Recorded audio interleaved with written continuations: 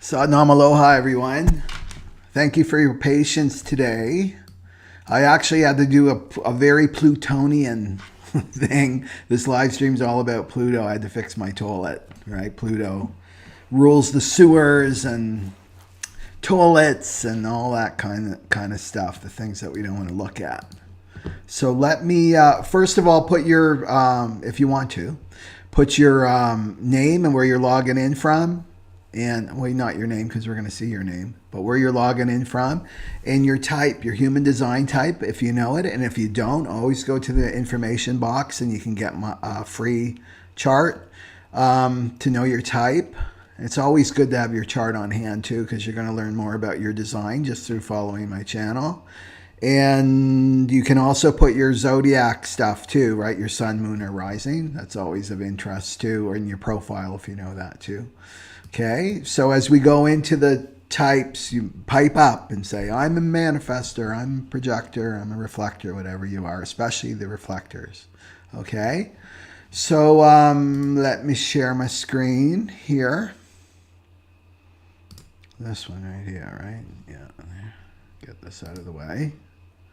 Okay, so big news. Okay, great. People are commenting that Pluto goes direct today, and tomorrow is the full moon, and I already did a live stream on that. So if you haven't watched that, please watch that too.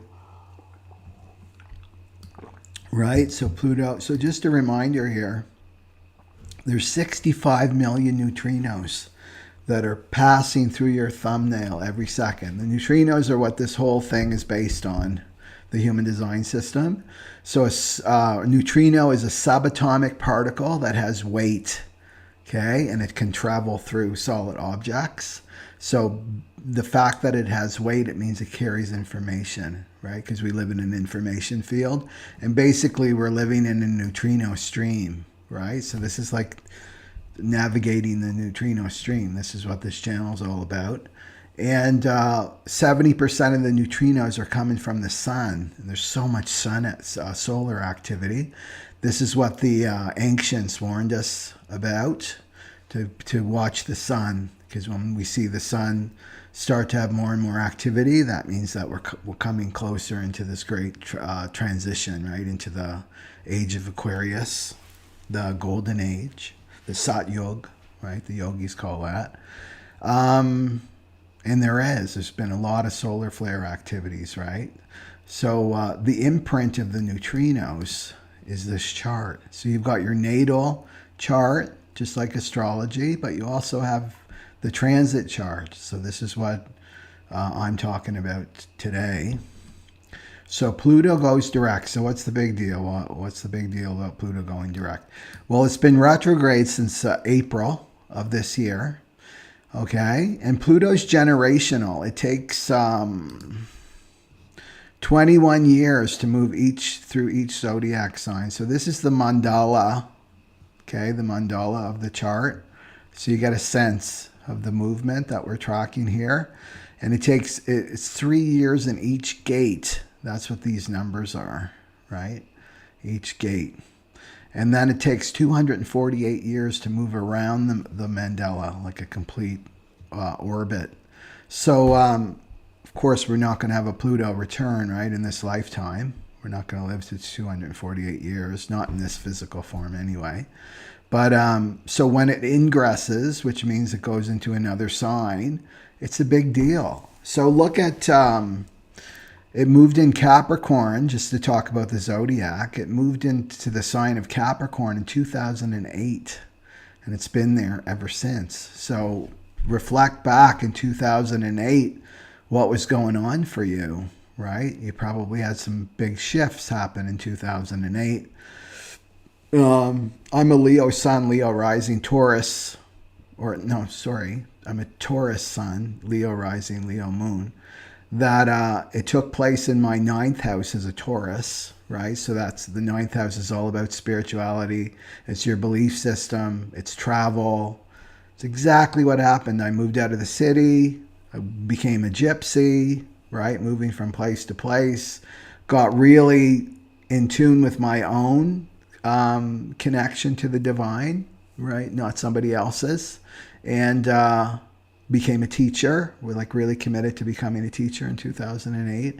All this happened, right? And this is Pluto moving through my 9th house. And then Leo is the 6th house, and that's all about how I work. And that completely shifted. My health has gone through huge radical changes since 2008. Like everything has changed. My daily activities, everything. Right? So if you look back at yourself, like what was going on in 2008, what radical changes were happening, well, we can expect the same thing when it moves into Aquarius, right? Pluto moves into Aquarius very soon, right? Well, I don't have it here, but it's March 23rd, 2023. It's going to be moving into Aquarius. But this is the transit, so it's going to ingress into a whole new sign. So it's going to move into a whole other house for you, right? And it's going to bring radical transformation. That's what Pluto is all about. It's the ruler of Scorpio, the modern ruler of Scorpio. So if you look at a Plutonian person, if you were to characterize a Plutonian person, that would be that family member or friend that comes over to the dinner party and has no filter, right? Just spewing out the truth, right? And the secrets, right? To the people that are at the party, right? Everything that people don't want to hear, right? That Plutonian person doesn't have the social graces or the self-censorship, right? Doesn't self-censor themselves. That's what Pluto is. Pluto goes to the root, to the truth, right? To the truth, to reveal this. So since it's been retrograde since April, we're not really seeing it on the external yet, but look out. It's because it's going to happen, right? It went direct today. So now until November, we're going to see some really nasty, ugly, shadowy stuff coming up to the surface for us to see as a humanity, right? But retrograde, just for you as an individual, bringing up any shadowy areas within yourself. You've been forced energetically to go inside and look at your desires, because Pluto rules desires and sex and what motivates you. Power, that's a big word for Pluto, is power. And looking at these shadowy areas, maybe you're, just for instance, you're in a relationship and you were really motivated by power. Okay, this person has a title. They make this much money. It's not really coming from love. Or it's like to impress my friends. Oh, my friends approve of this. My family approves of this relationship. And it's bolstering my ego, right? It's inflating my ego. Those things are going to come to the surface because they're not real. Remember with Wormtongue, the ego, in my world, he represents the ego just as a form, to give him a form, is this is dismantling. Right? The ego is part of the mind, and the mind is dismantling for this new age of Aquarius. So this is non-truth, right? It's inauthentic. So anything that's been motivating you, right, for power and to inflate that ego, that's coming from really fear, because it's really coming from fear, that is going to start to crumble, right? And your emotions and your heart and your intuition are going to show you very clearly, right, what is false and what is true for you. Because Pluto's all about this is the wrecking ball. Pluto comes in and it's the wrecking ball, completely destroying your life, destroying what's not real, right? So what's real can come to the surface. What's authentic to you can come to the surface. So it's doing that individually to us. So just reflect on since April. Okay, what have I been thinking about? What's the reflection been showing me in my life? Right? There's going to be probably some stuff that you had to face, that you had to confront, that you didn't want to confront, and that's the shadow work that we all have to do, right? Okay. So now it's going direct. And what does that mean? This means it's time to express that truth, right? It's time to express your truth, to be your authentic self. And like I said, we're going to see it out in the collective, right? We're going to see all that corruption coming to the surface, especially with the 2020 deception, the great deception of 2020. That will go down in the human history books for sure, right? All that consequences, all that stuff's going to come to the surface. We're going to really see it. It's going to be a real shocker for people. That's what I see. I was listening to someone, I forget who it was, and he was talking about the whole social order will shift and change, and that really resonated as truth for me, because when people start to wake up, they're going to get angry, right? Really, they're angry at themselves for giving their power over, right, to an outside authority. But this will really shift. Like, talk about a wrecking ball coming through the collective of humanity. Like, it's going to shift our social order completely, you know? So nothing to fear, right? It's not anything to fear. This is part of our evolutionary process. So, so the Pluto transit, so you can see the mandala, right? So 41 is a big deal in human design. The 41 right there. And this is the start codon. So remember, the new year isn't really January 1st. Energetically, it's not the new year. That's man-made calendar, the Gregorian calendar. It's around January 22nd, and that's when the sun moves into this 41 right there. So this is the start codon, and this begins a whole new cycle of experience for humanity. So Pluto's coming up to this 41, right? So this is a huge, big deal for us, but it doesn't fully move in until December 6, 2025, and then it's there until 2027. Okay, so there's the transits and how it works, right? So we're going to be, we're in this 61, which I'll talk about until November 10th, 2022. So this is the truth that's coming out. So this next month, like, hang on tight. Plus, we're coming into the eclipse season, what we're going to see out in the world. So that's why it's really important to be spiritually anchored right now in yourself and not to go into fear about what we're going to see. We got to see it. That's the thing with the shadow. We have to, and it's a collective shadow. We can't disown it. Well, that has nothing to do with me. It has everything to do with you. We're all contributing, right? We're all part of the collective. So if we see corruption out in the world, then there's a little bit of corruption within us that we have to clean up, even as spiritual people. And then it's going to go into limitation, right? The shadow of limitation, so you can see this, right? I'll put this up. The 61's coming off the crown chakra. That's the head center. And then the 60's the root. So we're in this pressure sandwich here, right? With Pluto pressurizing us to get into our authentic self. Where do I want to go next here? Because I want to, because I did a reading before we start it. I think let's go into the reading, like the collective reading, and then we'll go into the shadow and tie it all together. So this is the just a quick tarot read I did before the live stream, and prayed over the cards and everything for you that are watching from my fractal line. Okay, so this is where we're at energetically, and this is the Seven of Swords right there, the Seven of Swords. So this is deception and betrayal, right? But it's also acting strategically, right? And it's wearing a mask. So there's a lot of deception. So what's underneath it, because we always have to look at what's underneath it, is the Six, right? This is Major Arcana. This is the Lovers card. And this is about soulmates. It's relationships. It's a divine union.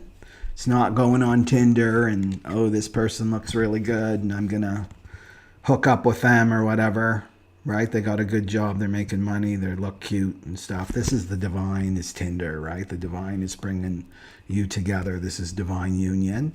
So this is underneath it all. So this is all about our relationships, right? So this is the energy that's underneath this whole reading. So we really need to focus on relationships. So it's also choice. The Lovers also represents choice. So choosing love or choosing fear. And this is our power, right? As spiritual beings having human experiences, that we have the free will, right? The power of choice. That's our real power, is we get to choose. We choose. So it's choice too. So we're at a choice point here. Okay.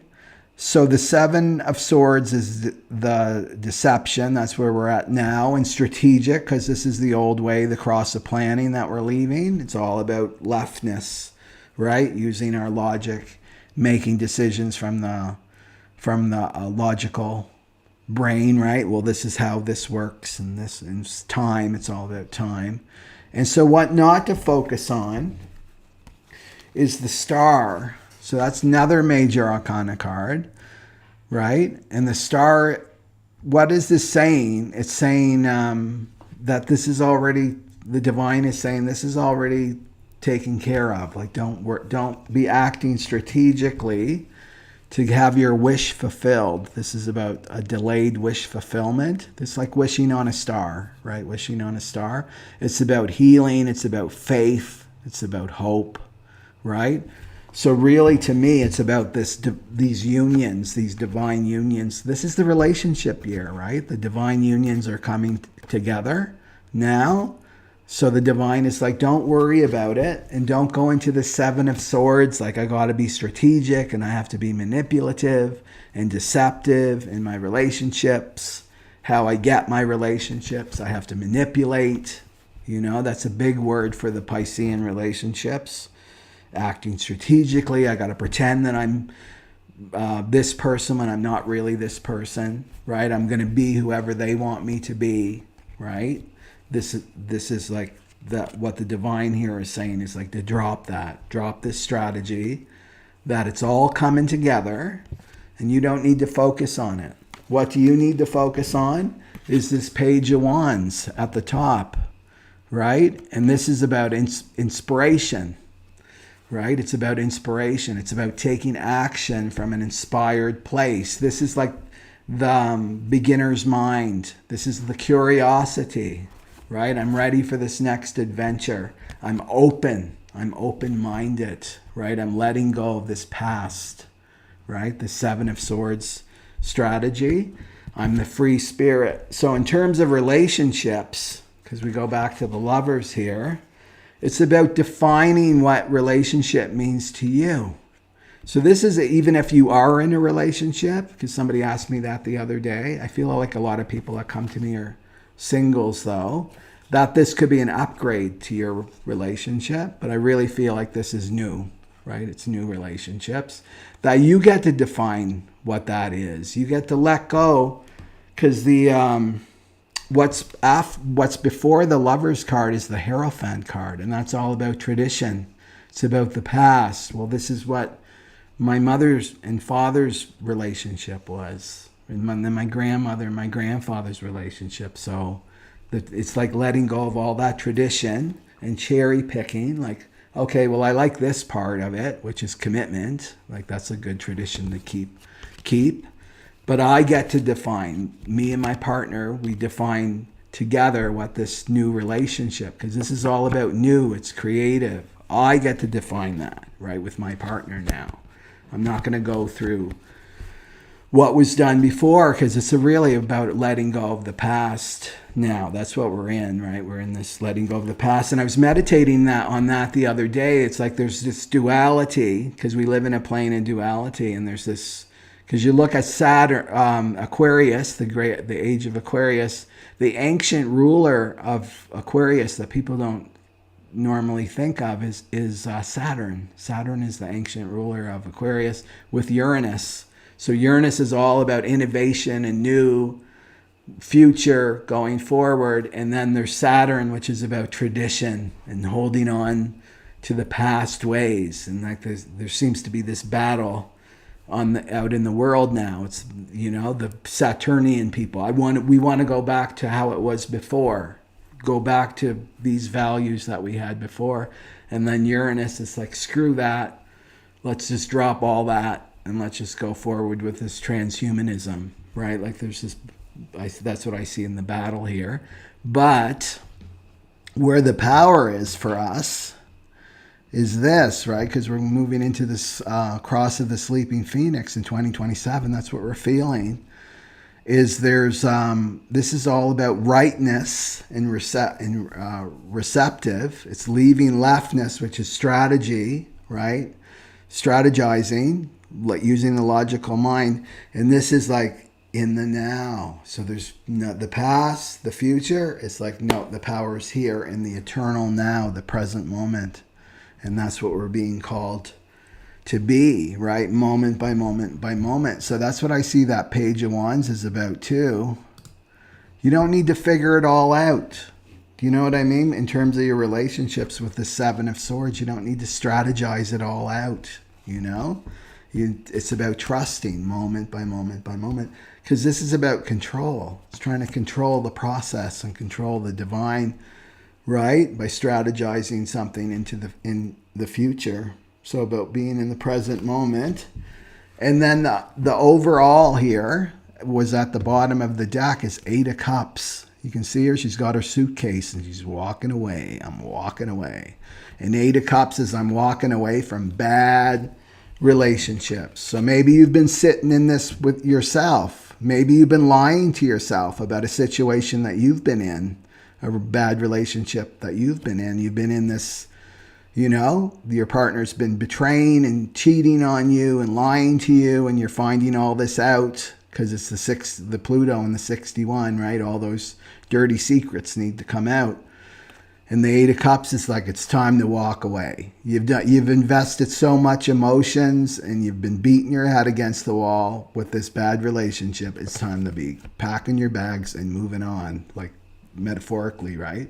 Moving on, going away from disappointment, like in feeling betrayed, disappointed and betrayed. And what comes after the 8 of Cups is the 9 of Cups, right? And that's like your wish fulfillment, right? It's like emotional fulfillment towards this divine union.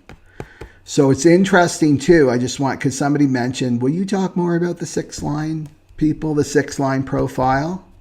So if you'll know if you're a 6-line profile when do you see this chart here? This is a transit chart. So the natal chart has the red side too. But if you've got, like, say there was 50, you had 57.6. You had 57.6, or on the red side you had something 0.6. That makes you a 6-line. Okay. So in terms of this, with relationships, with the 6 lines, is they go through a developmental process, 0 to 30, 30 to 50, and then 50 onwards. So around 30, like 27, 28, 30, the 6-line people, they get with their karmic relationship. They come up on the roof. It's called coming up on the roof. They get with their karmic relationship. That's when typically people have their children and they get really settled in. They become more aloof. They're kind of protected in a sense. They're kind of observers, kind of outside of the circle. And then as they come closer to 50, like around 47, 48, they meet their soulmate. That's when they meet their soulmate, and the karmic goes this way, right? You walk away from your karmic relationship. And if you don't, it just gets more and more intense because there's such a strong pull for you to come down off the roof, it's called, and come back into life. So this is when the 6 lines meet their soulmate or their twin flame or whatever. And I know somebody here, and she's a 6 line, and she told me this really hilarious story that when she was 47, she was 47 at the time, and she was really in a bad marriage and not happy, and he would, you know, she had to be someone that she wasn't. He would tell her, like, don't talk. If we go to a party, don't talk, don't speak. I'm not interested in the things that you're interested in, spirituality and politics and things like that. And she's such a communicator, right? So she was just silent and getting more and more unhappy. And she went to, she was taking the Course in Miracles at the time, and the teacher said, oh yeah, people are always excited about meeting their soulmate, but when they actually cross paths with their soulmate, it's not who they want, right? And it's not what this wants. The ego wants. The ego has its version of what a soulmate is. Looks good on paper, inflates me, right? He's making this much money. He's well respected. My family and friends love him, right? And it's all for somebody else. It's all for this ego, to inflate this ego up. So what the teacher said to my friend was, most people are like, no way, he's this, or she's not my type. I never go for women like that, or he's not for me. And so she kind of laughed at it, and then she came across her soulmate, right on cue, 47 years old. And it was the same thing. She kind of laughed. She's like, she was so judgmental towards her soulmate. It's like, he's got a pot belly and he drives this horrible beat up car and he's a gypsy and he doesn't make a lot of money, and right, the complete opposite of the karmic relationship. But she couldn't deny that her soul was being pulled towards him. She couldn't deny that her heart, right? She was like, her heart was really pulling her towards this man, and vice versa. And so they, they're still together. I think they've been together 30 years now, and they're both happy as clams. She said, I was asking her, what's your favorite thing to do? And she said, to be with him, just alone, drinking tea, talking, right? They're happy as clams.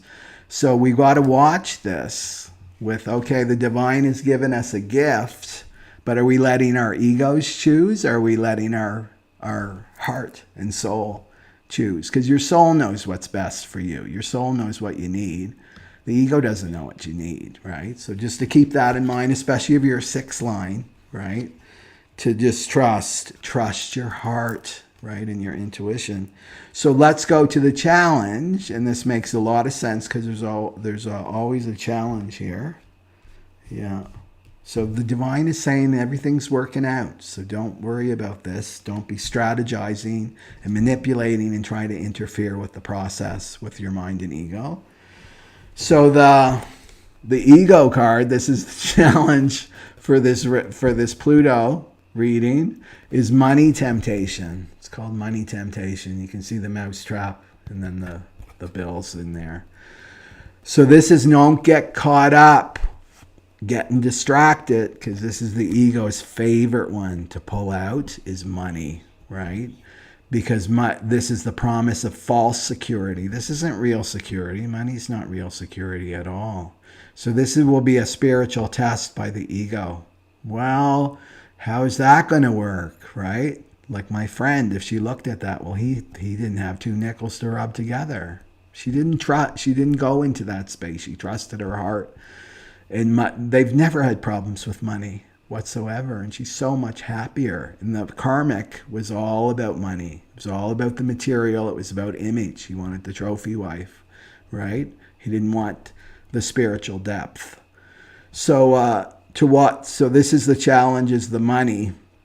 And just what I want to say about money, that's something, how the energy works is something on our planet has to hold the frequency of fear. Like something has to represent that fear. And we've all agreed on an unconscious level as a humanity that money would hold that frequency of fear. Now, does that mean that no, money's neutral. It's just a piece of paper. That's all it is. It's about our projection on it. And if it wasn't money, it would be something else, right?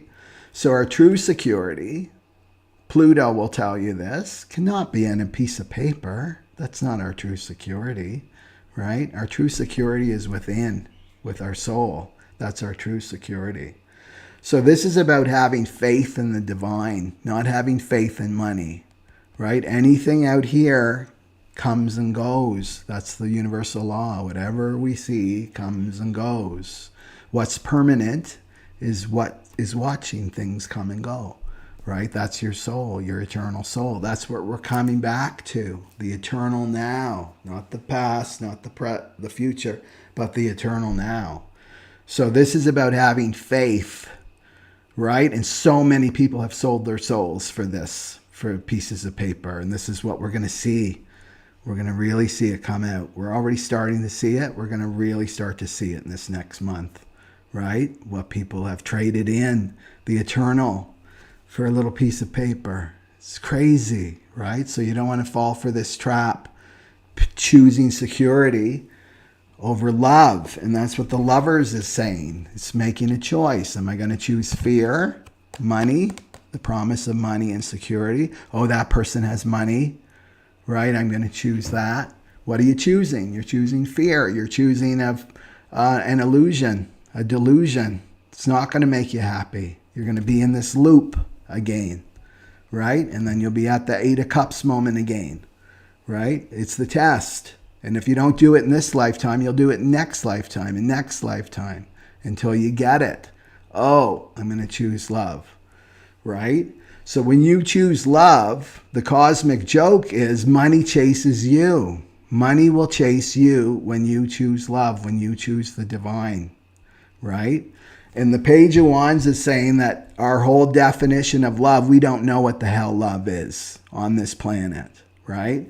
This is what's really coming. What is true love? What's that frequency of love that's underlying everything, all of our human experiences? What is that? We don't know what it is because we're in the mind trying to figure it out. Well, this is what love is. If they do this and they do that, it's like, no, it's a frequency, right? That's what love is. That's what God is. That's what the divine is. It's a frequency. It's a feeling. It has nothing to do with the mental concept, right? That's what we're moving. We're moving out of this mental awareness system into the solar plexus mutation, this spirit awareness. And it's all about feeling tone, right? Feeling tone. So this is about choosing, right? Make the leap. Tomorrow is all the 51, right? The last live stream I did. Making the leap into the unknown, making the leap into your heart and your intuition. That's what the energy now is calling us to do, to initiate, right? It's the channel of initiation right here, right? Right there, that 51:25. The moon is there. It's like leap into the self, the higher self, the divine, and see what's on the other side of it. It looks pretty good according to this reading, right? That looks really, really good. Yeah. So following your intuition and your heart. That's what Pluto is saying here. And have the transformation. We're here to transform and transcend all these shadow patterns. Is there anything else I wanted to say about that? So I'll just refer back to this reading as we go on here. Yeah. Okay, so let's go into the shadow here. It will come to me later, I think.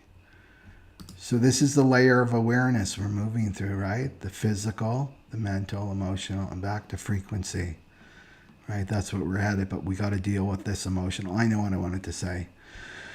There's just watching the news about, you may have noticed this yourself with this sensitivity and people being called snowflakes and they got to buck up and people are so easily offended and this and that. That's the lower frequency of what's happening, right? People getting all offended. My feelings are hurt, right? I'm so sensitive, and there's a lot of judgment towards it. Like, well, my grandfather had this kind of life, and he never cried, and he got over it. But that's not the way to go, right? To look at this. This is the mutation that's happening, but it's the lower frequency, right? So people are getting triggered. That's what's happening. This emotional body is getting triggered, right? Big time from the energy on the planet, the solar activity, it's triggering our emotional body, because this is where all of our ancestral memories are, in this emotional body. Okay, this is the pathway to our evolution, is through this emotional body, right? So what's happening, right? Because we've taken this mental awareness system as far as it can go, right? In terms of our mind. Now we're moving into this whole new awareness system. And so the sensitivity, the emotionality, I would call it, because this is what's getting released, is this little 0 to 7-year-old that was traumatized, right? But then it gets expressed in other ways, right? This is the cult of the victim that we're seeing out in the world. So what do people do? What does the mind do? It's, I want to control. This is what the victim does. I want to control the external so I don't feel these feelings. The external is making me feel this way. The patriarchy is making me feel this way. The government's making me feel this way, right? The corruption's making me feel this way. Racism's making me feel this. It's not true. All those feelings are just coming up. That's all that's happening. This is getting triggered, this 0 to 7-year-old. But the victim wants to control the external. Well, censor that person. They're offending me, right? They're offending me. This is the ego talk. That's who's getting offended. Your words are violent. Words aren't violent. Words don't. Have you ever seen somebody go to the hospital, right? They're in a coma because some words put them in a coma. You know, I'm in the ER, getting emergency surgery because these words that somebody said to me were so violent, right? No, this is the ego, right? This is totally the ego trying to avoid and control what's coming up. So it's blaming. That's what the victim does, is blame out here. They're making me feel this way. When that person could be on a desert island, not a soul around them, and that still the ego will be blaming. It's that bird over there. It's that tree over there that's triggering me, right? This is emotional intelligence, because that's really what we need right now. And what we're learning is to take responsibility for how you're feeling. Nobody's making you feel anything. You're just feeling. You're having a release. This is what the solar plexus mutation is all about. So we're going to start to see this more and more, people getting more and more emotional, right? This is the emotionality that we're seeing out in the world, and the victim, right, is really coming up because it needs to clear. It needs to get off the planet, this victim consciousness. So what was I going to say about this emotionality? So this is the lower frequency of it. So when we start to take responsibility for our emotions, right, and to feel them, just feel them, not with blame, right, blaming other people, like, okay, I'm just feeling. This is the job to do. That's all you have to do, is just sit and feel, right? You feel them all the way through. Anger, fear, grief. Those are the 3 primary relationships. And when you get to the grief part, that's when you're moving on into spirit awareness, right? You're expanding into this state, right? Into this state, transcending the ego and the mind, right? You're expanding more and more to who you really are, right? An eternal soul having human experiences. So that's what I want to say about this sensitivity thing. So don't buy into this or start judging people because they're emotional. Because really, we've taken our mind, say our mind like we're in school, right? Our mind, we're like PhD as a humanity in terms of our mind. Well, our emotions starting to develop now, we're like not even in primary school. Maybe we're in kindergarten, not even learning our ABCs yet about what emotional intelligence is. We have no idea what it is. We're new, right? We're like little toddlers learning about what these emotions. So this is the work to do, right? So like I say, don't get fixated, because the mind and the ego will want you fixated on the physical details, right? This is living in the surface of life. It's like, I'm just fixated on this. That person said that to me and I'm so offended. I'm going to be staying in my anger. I'm not going to get out of my anger at all. You're not going to the depth. There's a depth there. That's just what Pluto is really showing us now, is there's a depth that we have to move through. We have to move through this emotional body to get to the other side, right? So this is where we're at as a humanity, like little toddlers learning about this new evolutionary awareness system that's coming online, right? The spirit awareness. So yeah, we're going to see it more and more. And we're going to not be able to repress our emotions like before, right? The addictions aren't going to work. Drugs, alcohol, pharmaceuticals, food, sex, all the distractions, they will not prevent that emotional body from moving, right? That's this. This is the great flood, the 40 days and 40 nights. The flood's not going to be on the external, it's internal. It's an internal flood that's happening for humanity, right? And these are the emotions that are moving through. So it's best to just embrace them now, right? To allow a space for them. Okay.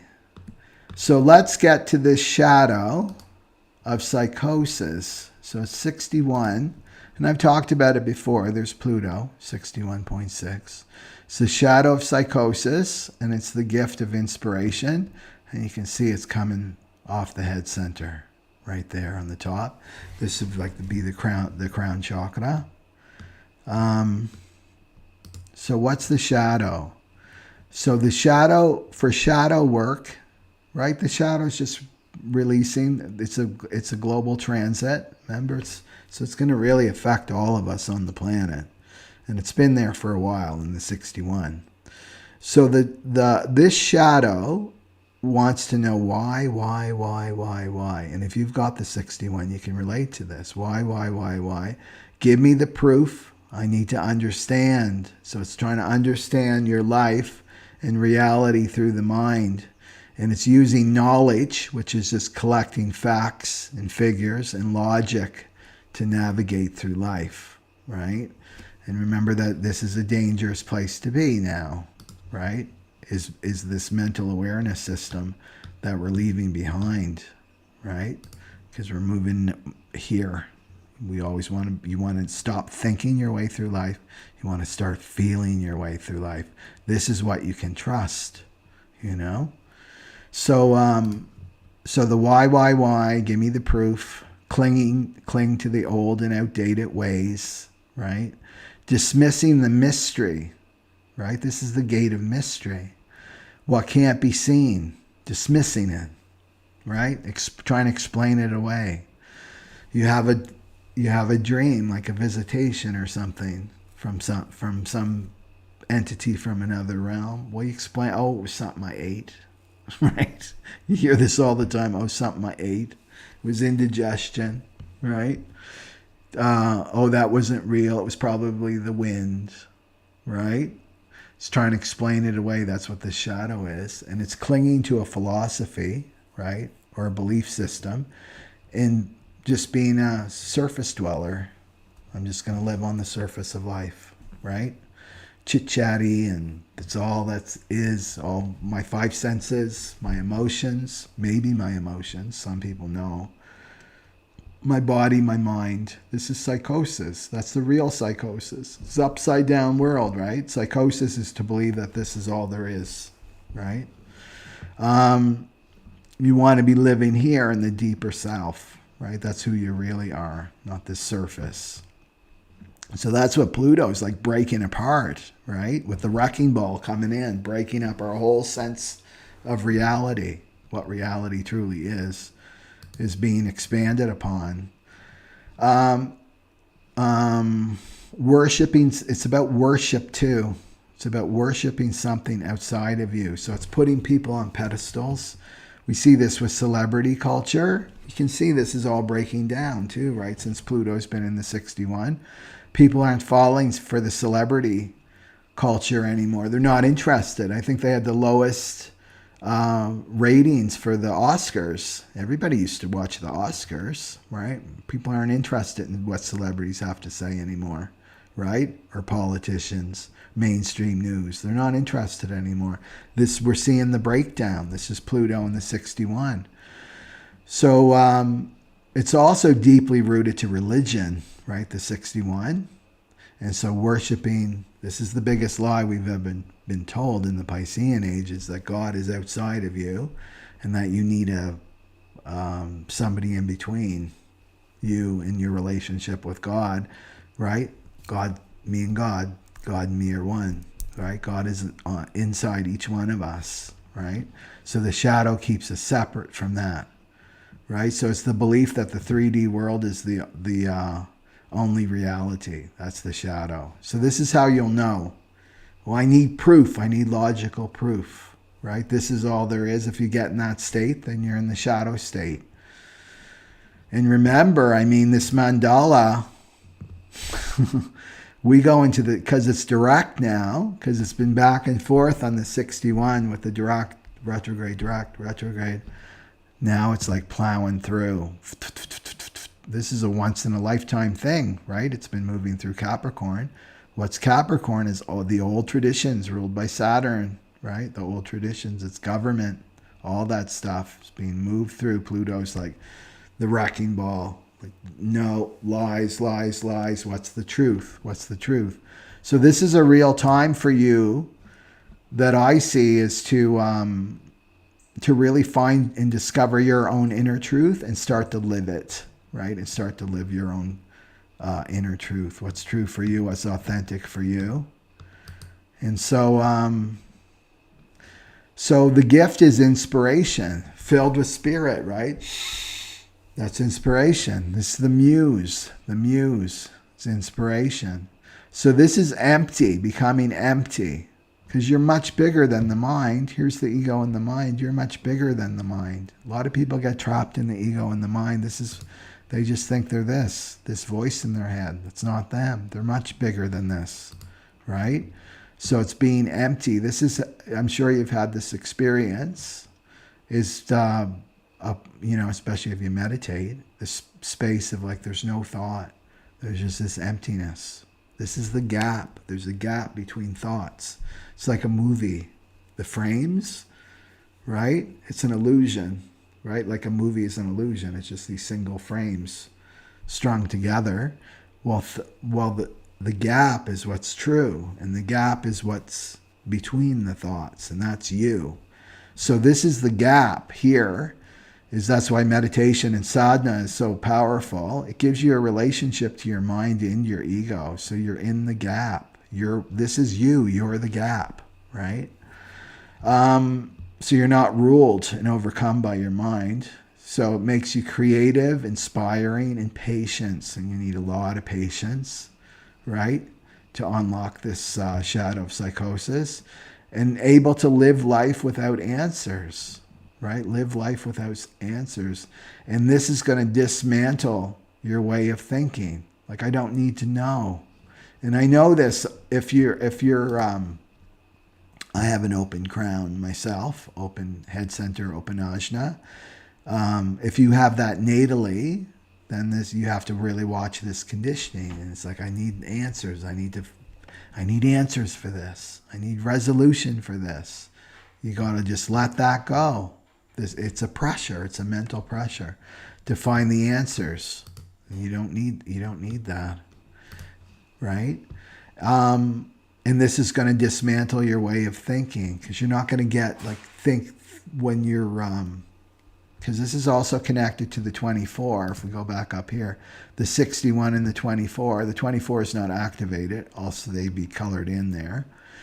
The 61-24, this is a channel of awareness, but the 24 is the shadow of addiction. So it's addicted to certain kinds of thinking over and over and over and over again. So you could be addicted to negative thinking or addicted to what can go wrong. I noticed that with myself. My watching my mind, it's like, I immediately go to like, well, this could go wrong. That could go wrong. It's the glass is half empty or the glass is half full. Well, we can get addicted to those cycles of thinking. It's like they're loops, right? It's like a broken record, right? And what this is saying, if we go into, where is it? If we go into living life, well, I don't need to know. I don't need to know what's going to happen tomorrow because I'm here now in this moment, right? I don't need to know because this wastes your energy. Then this is going to get you off that broken record, off that groove, and put you on a new groove, right? New ways of thinking, you know. And it's very subtle how it happens. I've noticed it in myself. It's like, oh, that's really interesting. I'm thinking like this now, whereas my old self would be totally down this route, you know, of negativity and fear. And now I'm on this route. This is the choosing the love.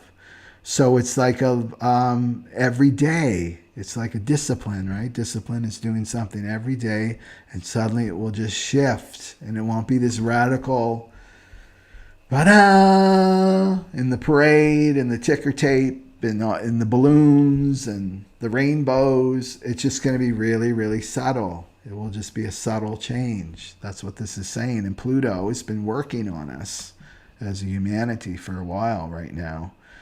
So also embrace the mystery. I know that I don't know. That's the truth. I know that I don't know. And when you say, I know that I don't know, then you actually open yourself to divine wisdom, right? The wisdom that's beyond the mind and the ego, the true wisdom, right? The divine wisdom. When you embrace the mystery of life and the mystery of who you are. Don't try to put yourself in a box, right? You don't know who you are. I know that I don't know myself, right? I'm a work in progress. I'm embracing the mystery of me, embracing the mystery of life, you know? Because as soon as you say, I know, you're saying I'm limiting myself now, right? I'm clinging to some kind of philosophy, right? Worshipping something outside of myself. Okay, so this is another way into this is the 61st gate, but it's the gene keys too, the shadow of psychosis, is the animals. The animals. So this is a right brain. We're doing a left brain approach, like listening to me, because I'm communicating it, right? I need my left brain for that. Well, this is another way in, and this is the animal for the 61. He calls it the animal totem, right? It's another way in. It's the Black Panther. And that's just such a, like, talk about mystery and magical, right? Like, look at that animal. So this is about inspiration, right? It's about inspiration. It's the muse, right? The inspiration. And if you're an artist, or like, we're all artists. We're all creating in our own way, because that's what art is. We're choosing. That's what art is, choosing. Is you can't predict or force inspiration, right? It happens on its own terms. And the muse enters your life as a pressure, and it's calling you to the unknown, calling you inward and back to your origins, right? And it's so yin, isn't it? The black is so yin and feminine, calling you back inside yourself. And that's what's happening, right? For our evolution, we're being called. We've been so externally focused and outer focused. That's the mind, right? And now we're being called to come back home. And that means to go back into yourself, back into your heart. So this inspiration isn't all about fun and games, right? Because the muse is coming to dismantle your whole way of thinking and to shake up your entire grasp of reality and your ability to love, like I said before, with that lover's card, right? In the Page of Wands, it's like we don't know what love is, right? This is what we're being also learning through this solar plexus mutation. Is what is love? What really is love? So be willing to receive your inner secrets. In terms of tarot, I mean, right away I think of the High Priestess, right? Secretive and the tapped into the unconscious and the subconscious mind, right? So tapping into the inner secrets. And this is the occult, right? This 61 up here. It's hidden. It's hidden knowledge, the 61, right? It's the occult. And you can't hide it. That's the thing, right? There's group secret societies and stuff. It's like we've got all this hidden under the Vatican, right? All this secret spiritual knowledge that most of humanity, almost all of humanity, has no access to, right? Or our real history, our real human history.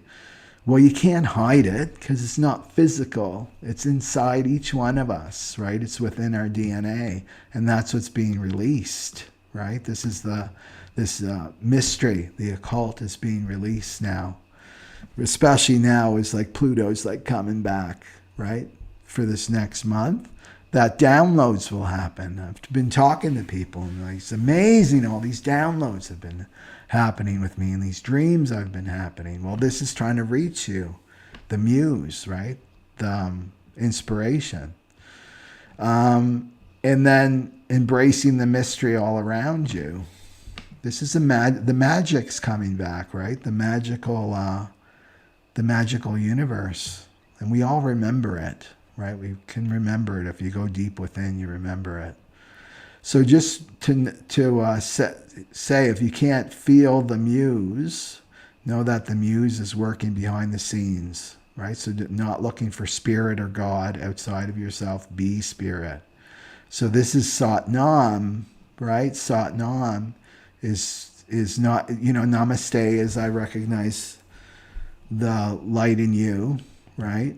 I recognize the light in you. I recognize the truth in you. Well, Satnam is I am the truth. You're asserting yourself. That's what Satnam means. I am the truth. I am the divine.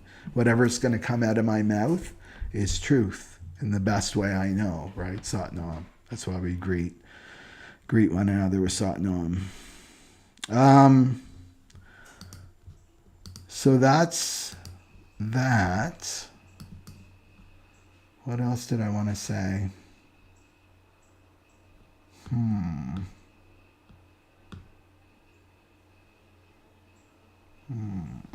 Well, let me look at some comments, and then we'll go into the types. So make sure that you know your type and write it down below. Okay. Satnam Tammy, 5'1". I think you're a MG, right? I think so. Lisa's an MG from Florida. Christina, emotional manifestor 6'2". Right on. Gabby, Vienna, MG, Lisa, Erica from North California, MG, Capricorn Sun. Yeah, the Capricorn people are going to be relieved in March, right? Because it's been sitting on your, Capricorn Sun, Moon, or rising in the first house. That's the whole ego structure. Talk about the 61. The whole ego structure being completely dismantled, right, for you, the first house. Karen, manifesting generator. K.A. manifestor, good. Virginia Beach. From New York, Christina. Erica, Thomas, MG. Oh, happy birthday, Thomas. Happy solar return. Erica Ann, I'm so confused by human design. Well, yeah. Well, this is the 61, like needing to know. And it's like I've been at this since 2004 studying. I still don't feel like I know, but it's just about working your way in. It's like your human design is like I feel like it's a living, breathing transmission that you find your way in, whatever your way in is for you. But like, I know that I don't know. I know that I don't know, and embrace that. And it really starts with your type, right? Living correctly as yourself. And that's what it's all about. It's just being yourself, right? That's what human design is about, loving yourself, like in a nutshell, who you are and how you were designed. Oh, she's a generator and a 6-line manifestor, your daughter. Yeah. There's so many, the readings that I've done for the kids, all of them, I must say 9 out of 10 have all been 6 lines. And all these 6 lines are coming in fast now. And they're the role models for the Aquarian age. And they're role models because they have to find their own inner authority. The 6th line is not about giving your authority to the external, and that means like with your friends and your family, going to them for advice and what should I do. The 6th line is all about you need to go inside and trust your own inner authority, trust your own intuition, trust your strategy, right, in terms of human design, and then you're to live that. You're a living embodiment of what it means to be a self-sovereign human being. That's what the 6th line is here for. And they go through this process, and we all go through this process, right? But the 6 lines are really the canary in the coal mines. You know, they go first. The 6 lines go first. So it's a big deal if you're a 6 line and you're like 47, 48, 49. You have to change. There's no wiggle room for the 6 line. They're so under pressure to change and go through this huge transformation. And if they don't, they get culled. They get taken out, right? A lot of 6 lines don't make it, right? They don't make it because they're unwilling to change, right? They have to change. So it's really about embracing change. And you already know that because you've gone through those first 30 years, kind of like a different person. And then the next 20 years, it's a different person. And now you're really coming down off the roof as yourself, right? As a 6th line. Speaking of which, the TW is a 4-6 projector. KA. Yes, I've got the 61. Yeah, why? Satnam, Jen, Thanksgiving. Oh, in Canada, yeah. Nikki, Satnam, Reflector. Yay, we have a Reflector. MG, Miller MG, Argentina. Projector 4-6. Projector from Norway, Satnam. And the Reflectors from Florida, Catherine. And Brandy, 5-1 generator, Aries Sun, Taurus Moon. Cancer Ascendant. It might be that full moon may be hitting your sun, eh? Depends on what degree you are. Okay, so let's go for the types. I'll get my overlays here. Okay. And we'll start with the generators. So 70% of the world, let's just quickly look at the auras here. Right there. So that ego that I speak of, worm tongue, is really the non-self, right? So there's the generator, open and enveloping aura. Okay? And they always have that sacral defined, colored in, the generators, in the manifesting generators. That's the life force energy. So they're the builders, right, of the world, the creators of the world. They set the tone, the frequency that we all live in, are the generators. So they need to love what they're doing, right? Passionate about what they're doing. And then they feel fulfilled. They feel satisfied. When they're not operating as themselves, they feel frustrated, like stuck. I'm stuck, right? I'm frustrated with my work. So really, you know, you're transmuting that archetype of the slave, right? The slave, that you do the bidding for everyone else. Everybody else uses your energy. Everybody wants the generators and the manifesting generators because they want your energy, right? So you're learning to transmute that and to be more self-empowered as a generator. And that's like, you do not have access to my energy, right? I choose who has access to my energy and who doesn't. And your sacral is going to tell you what's correct for you and what's not correct for you. And in terms of relationships, just to go back to this reading, because it's the lovers here underneath everything, and walking away. What's making you frustrated in relationship, right? It's time to be walking away. That's what this reading is saying. And to embrace the new, right?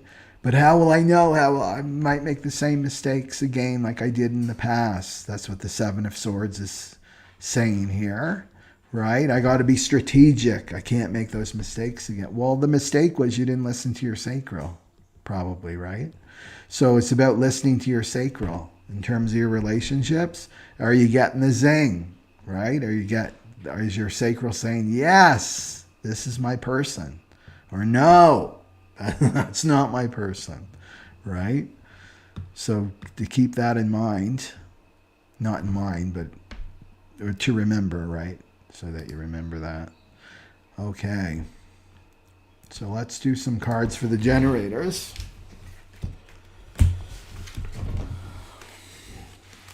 So responding with a yes or no. And if it seems scary at first, always go to like what, okay, well, I used my mind and that didn't get me to a very good place as a generator. Maybe I'll try something new. That's what the Page of Wands is saying. It's time to do something new. I'm curious about this. We can't be afraid of life. And the thing is, 70% of the planet are generators and manifesting generators, right? 35%. If they wake up, this whole world would shift so quickly if they just start listening to their sacral and not their mind and their ego. So the generator is most conditioned by the mind. Out of all the types, they're the most conditioned by this. The ego and the mind is such like eagle talons on them, right? This is your enemy right here, is this ego, right? That's pulling you away from your true, authentic self. This goes from generators and manifesting generators. The other types are not the same because you're more internally focused. Out of all the types, the generator has to really learn about themselves. Out of all the types, right? They have to learn about how they work, how they operate. So I always say, start off with little baby steps and listening to that sacral and see what happens for you. Oops. Pluto just bopped up there. Okay.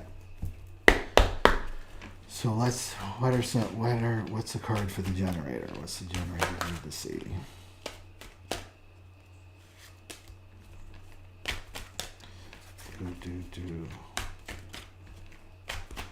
The generators for Pluto. So you got 2. Okay.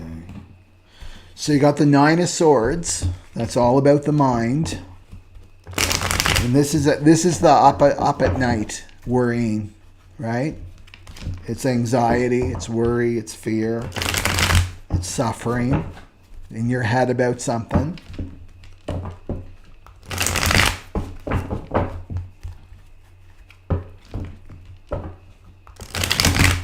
When we're ever in our heads, in our mind like this, see what the ego's got to say.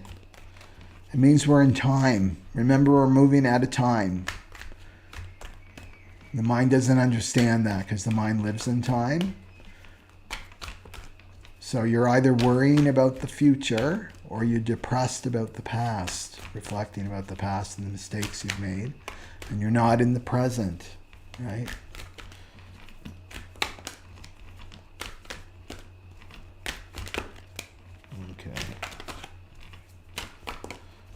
Right, and this is so connected to our, okay. That one just leapt out. Okay. So you got the 9 of Swords right there. In my head, I'm worrying. I'm listening to that crazy mind of mine. And then the Hanged Man here. And this is the Enlightenment card. The Enlightenment card. This is when the light comes through, right, to the mind. And it's about pausing, right? It's about pausing. And the best way to pause the mind is long, deep breathing. That's the best way. The only thing that the mind will obey instantly is your breath. So if your mind is going racing with this 9 of Swords energy, late at night, or I'm worrying I can't turn it off. Remember, generators have the most conditioned mind out of all the types.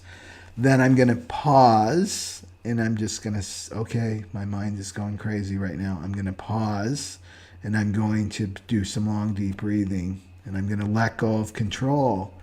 This is the mind trying to control life. We can't do that anymore. It's like this, right? Like that, the emotional body.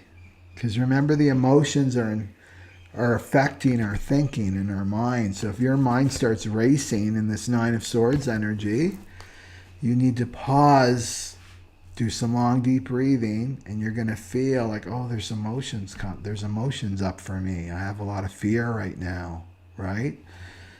But otherwise, the Nine of Swords is this ego wanting to keep you in your head, right? Keep you in your head. And the real work is to feel. Like if I leave any message with you today, is to feel. When in doubt, just go down here and feel what's going on with me emotionally. Take a pause. Oh, I'm feeling fear. That's where all these crazy thoughts are coming from, right? And as soon as you feel, just allowing a space, I'm allowed to feel, because our whole culture, our conditioning, our brainwashing it's weak. We're seeing that out in the world. You're weak because you're having emotions, right? That people have it better than you do. What are you crying about, right? It's like you have to give yourself permission to feel. I'm giving myself permission to feel right now. I'm giving myself permission to pause. I'm going to let go of control, right? I'm going to let go of giving my authority over to my mind, and I'm just going to feel. And what will come up is grief, right? Grief is always the last one. Fear, anger, grief. And then you're through this, and then the mind calms. It's like the calm waters again of the mind, right? But the turbulence is coming from your emotions. That's what I see here, right? And this will give you a new perspective. This is going to give you a new perspective. Because when your emotions are out of control and and the ego and mind are trying to repress them, then it's going to influence how you perceive the world, right? You're not going to perceive reality correctly, and that's psychosis. That's the shadow of psychosis, because you're up here in the surface of life, right?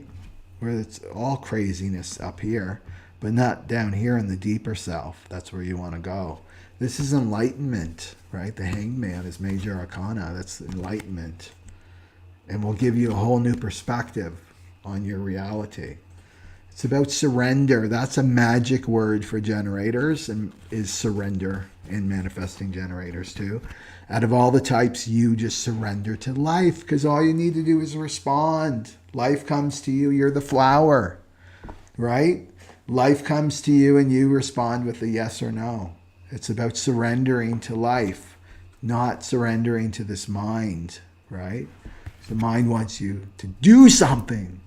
You got to do something, right? It's never going to say the chill and just be and respond. Your mind will never tell you. You just need to feel your emotions, right? And your mind's not going to speak like that.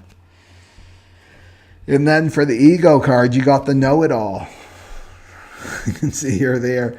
I know everything. This is so perfect for psychosis, the shadow of psychosis. It's because this is about collecting facts and figures and logic and knowledge, right? So I'm not going to listen. I'm not even going to listen to that Michael, right? That's what the ego will say to you. He's crazy. What are you talking about? That doesn't make any sense at all. I know everything, right? As soon as you say that comes out of your mouth, or that energy, I know everything already, then you're limiting yourself. Remember, the divine is trying to reach you, right? That inspiration is trying to reach you through,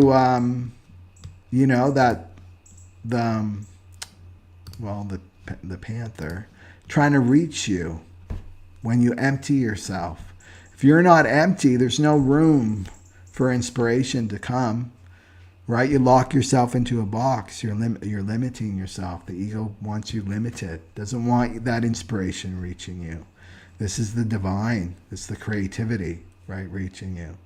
So refusing to listen to any kind of help or support, and no room for guidance, right? When the mind is full, there's no room to receive, right?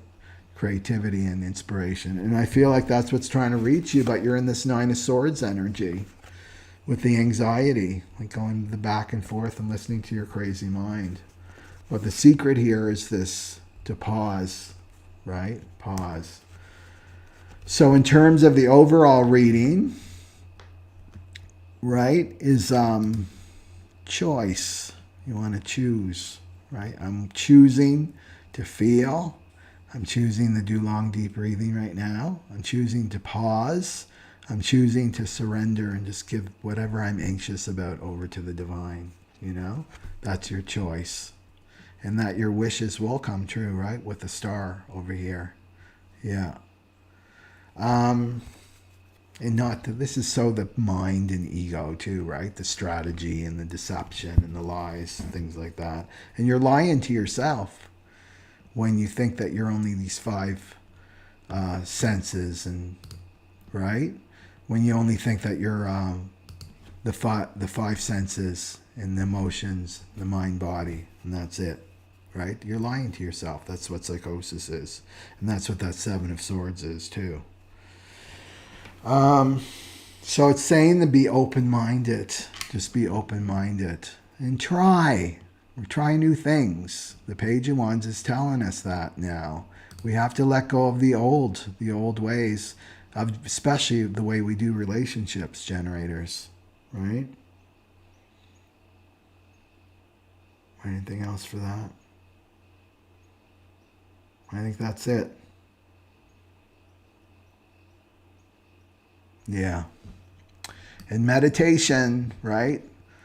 I can't stress enough.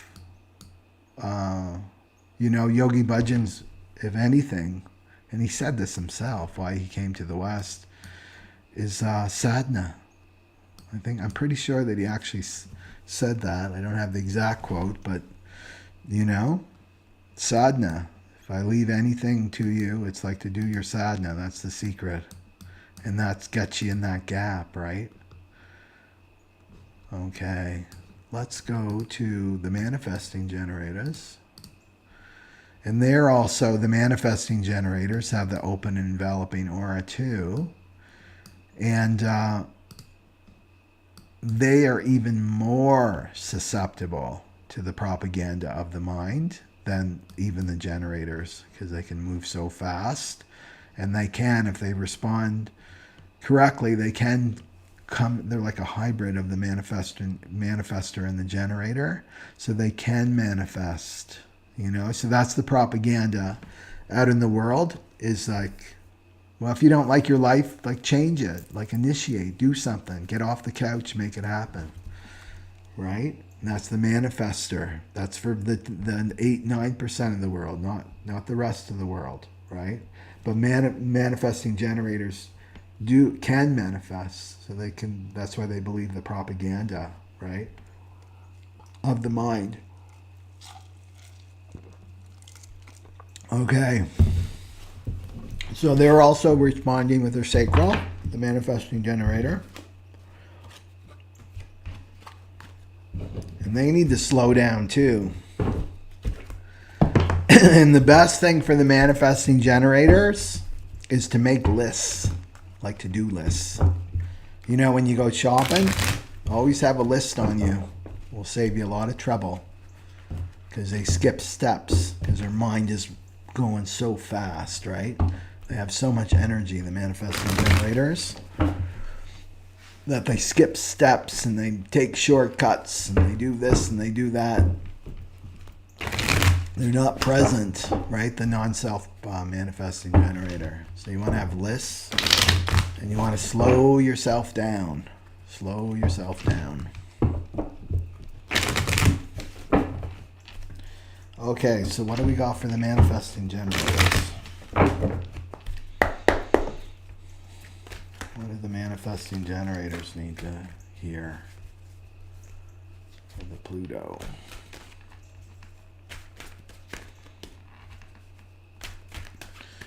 And it's again, right? It's the mind.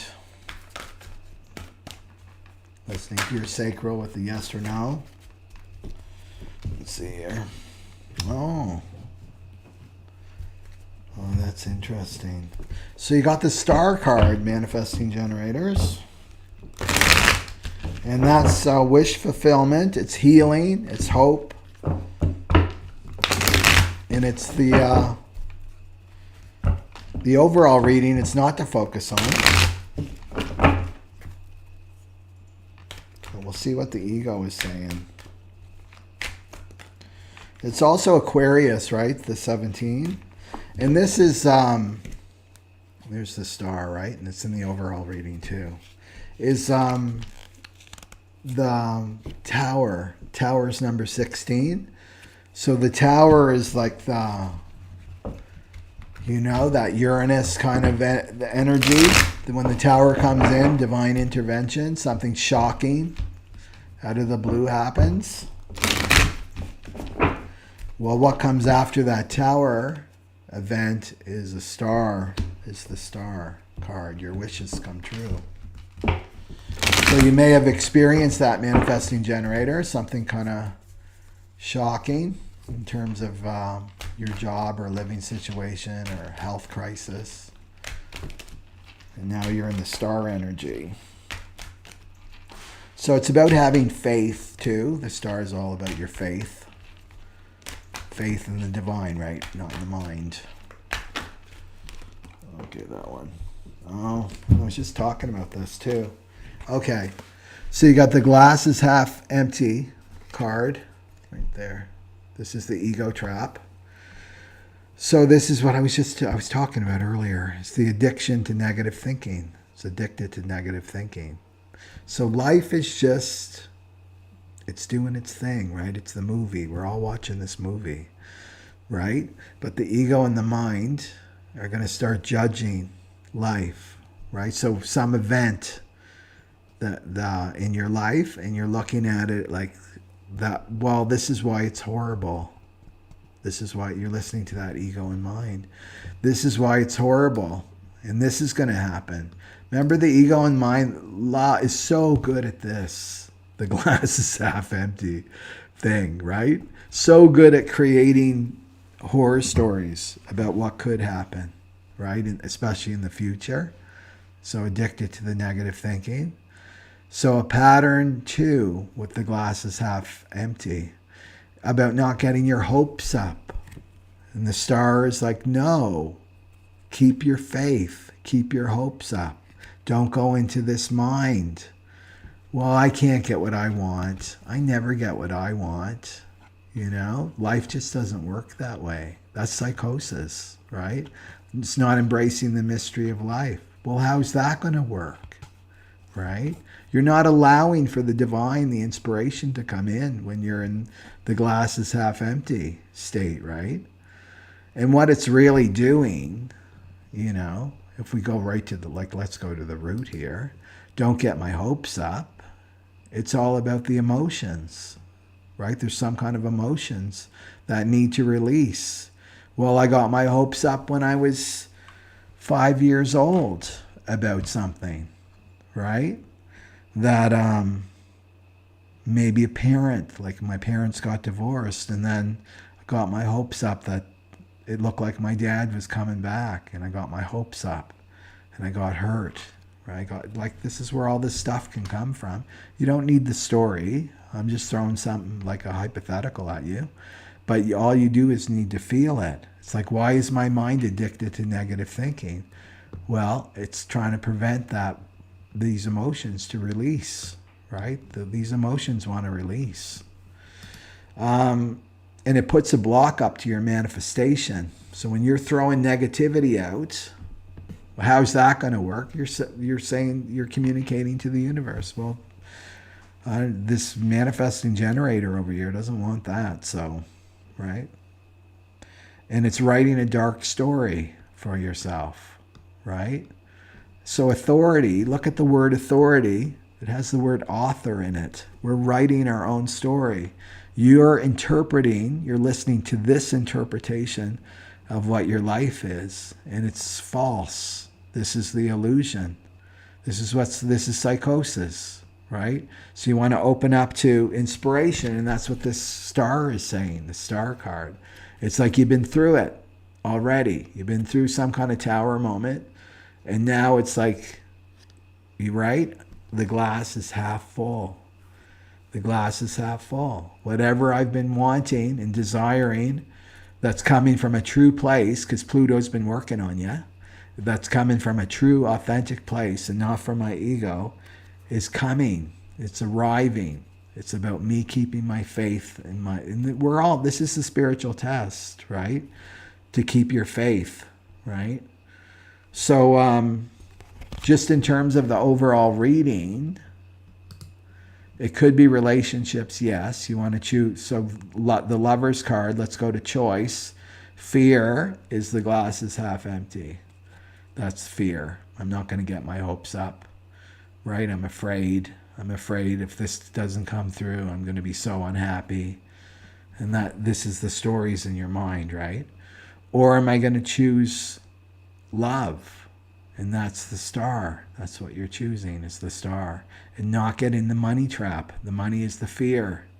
So you want to go to response, right, to your strategy. Yes or no, yes or no. That's going to keep you out of some money trap. Because remember, as generators and manifesting generators, you can get trapped because everybody wants your energy. And the real currency isn't this. It isn't the little pieces of paper. The real currency is energy.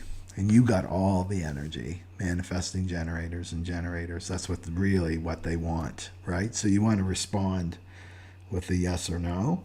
And no. So this is about watching your mind. Watching your mind.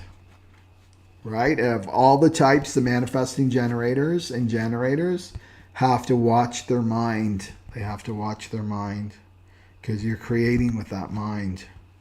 And interpreting with that mind. You know, you don't want to be listening to it. Yeah. So deep healing around your thinking. And that's the great thing about this transit, right? With Pluto going direct, it's really healing for our way, how we're thinking. So you can create so much suffering, you know, with mental health issues. We're seeing it out in the world. People identified with their minds. Is there anything else for the manifesting generators?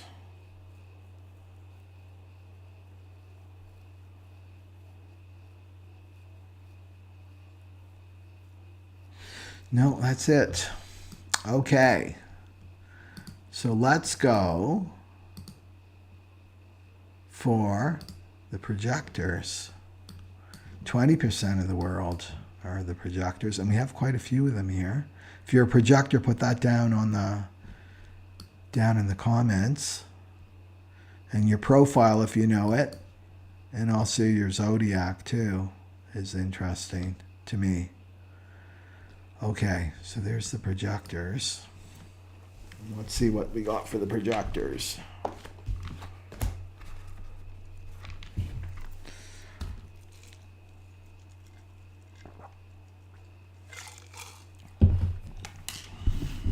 Okay. 20%. So they have to be invited. So they have to be recognized first.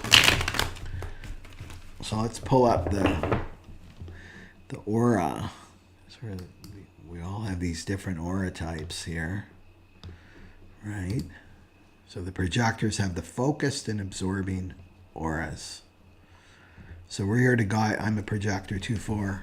Emotional projector, 3 parts right. Here to guide the other types.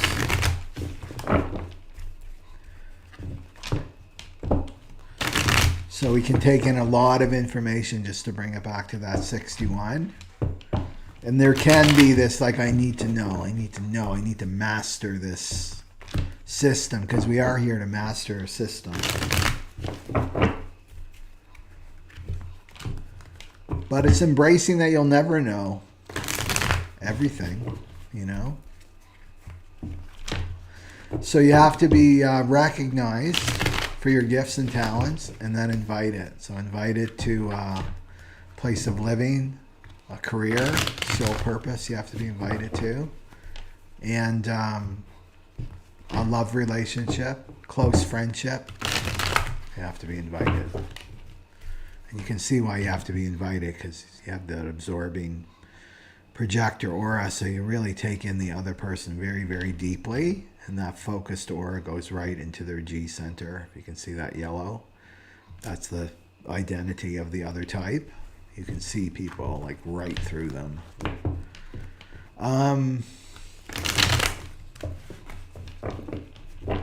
So the invitation, just to break this down, the invitation is when the other type opens up to you. So they open up their aura to you. And then there's this clear energy exchange, right?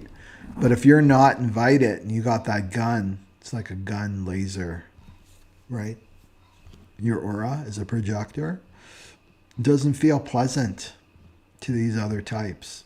Does not feel, energetically does not feel pleasant to them when you're like zoned in on them and like given your guidance, which could be like 100% gold for that other person. If they're not open, it's just going to deflect right back to you, right? Because it's painful for them, actually. You know, the other types, if they're not open to you. And that's why they lash out. They don't know why they're lashing out. It's like that know-it-all, and he's so arrogant, she's so arrogant, she thinks she knows everything. Right? And the truth is, you kind of do, right? They don't want it from you. And that's when the bitterness comes in. The non-self projector is bitter. Bitter, bitter, bitter, bitter. Okay. So let's see what the card is for the projectors. And when you're operating correctly, when you got the invitation, so the recognition is the lit up. It's like you completely feel all lit up. You feel like that other person really gets you, understands you, and they value you. You can tell. You can tell when somebody values you when they're listening to you and your guidance. And you don't have to say much as a projector. That's what I had to learn. You know? Few sentences can really go deep for a person. You got to really tune into them. Like, how much can they really take? Do you know what I mean? You don't want to overwhelm the other type as a projector. But you know, the best way that I've learned is ask a question, like a bullseye question. Right? If somebody's going on about some pattern and you can totally see the pattern that they're in, you know? We're really good at pattern recognition as projectors. Just a simple question like, what did you learn from that? Right? What did you learn from that? Or why do you think you went through that experience? And it stops them in their tracks, right? And then they reflect, especially if they're generators and manifesting generators, getting them to go inside and then find their own answers, right? So that would be the psychosis, like I'm just going to do everything for them, right? Do all the work for them. Let them come to their own conclusions and trust that they will. Sometimes like in my experience, sometimes it takes a month and the person will come back. Right? So don't expect like immediate, oh, they didn't value me or they didn't accept the invitation because they didn't come to the conclusion quick enough. You know? It's just to have patience. Okay. Oh, interesting. So you got the Hangman too, as well as the generators got the Hangman. So letting go of control. And forming a new way of new perspective. So this fits with the 61. New way of thinking for the projectors is coming.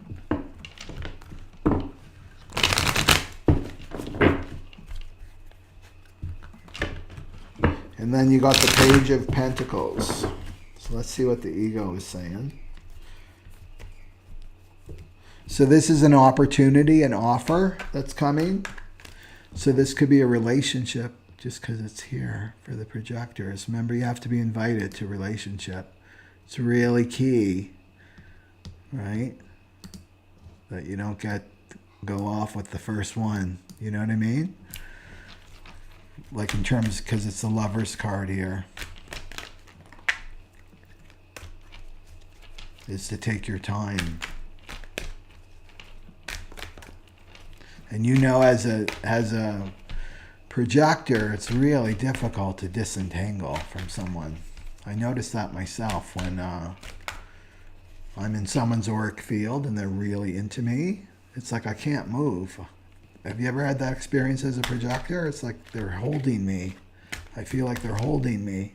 I can't, especially if they're powerful, right? Powerful aura type.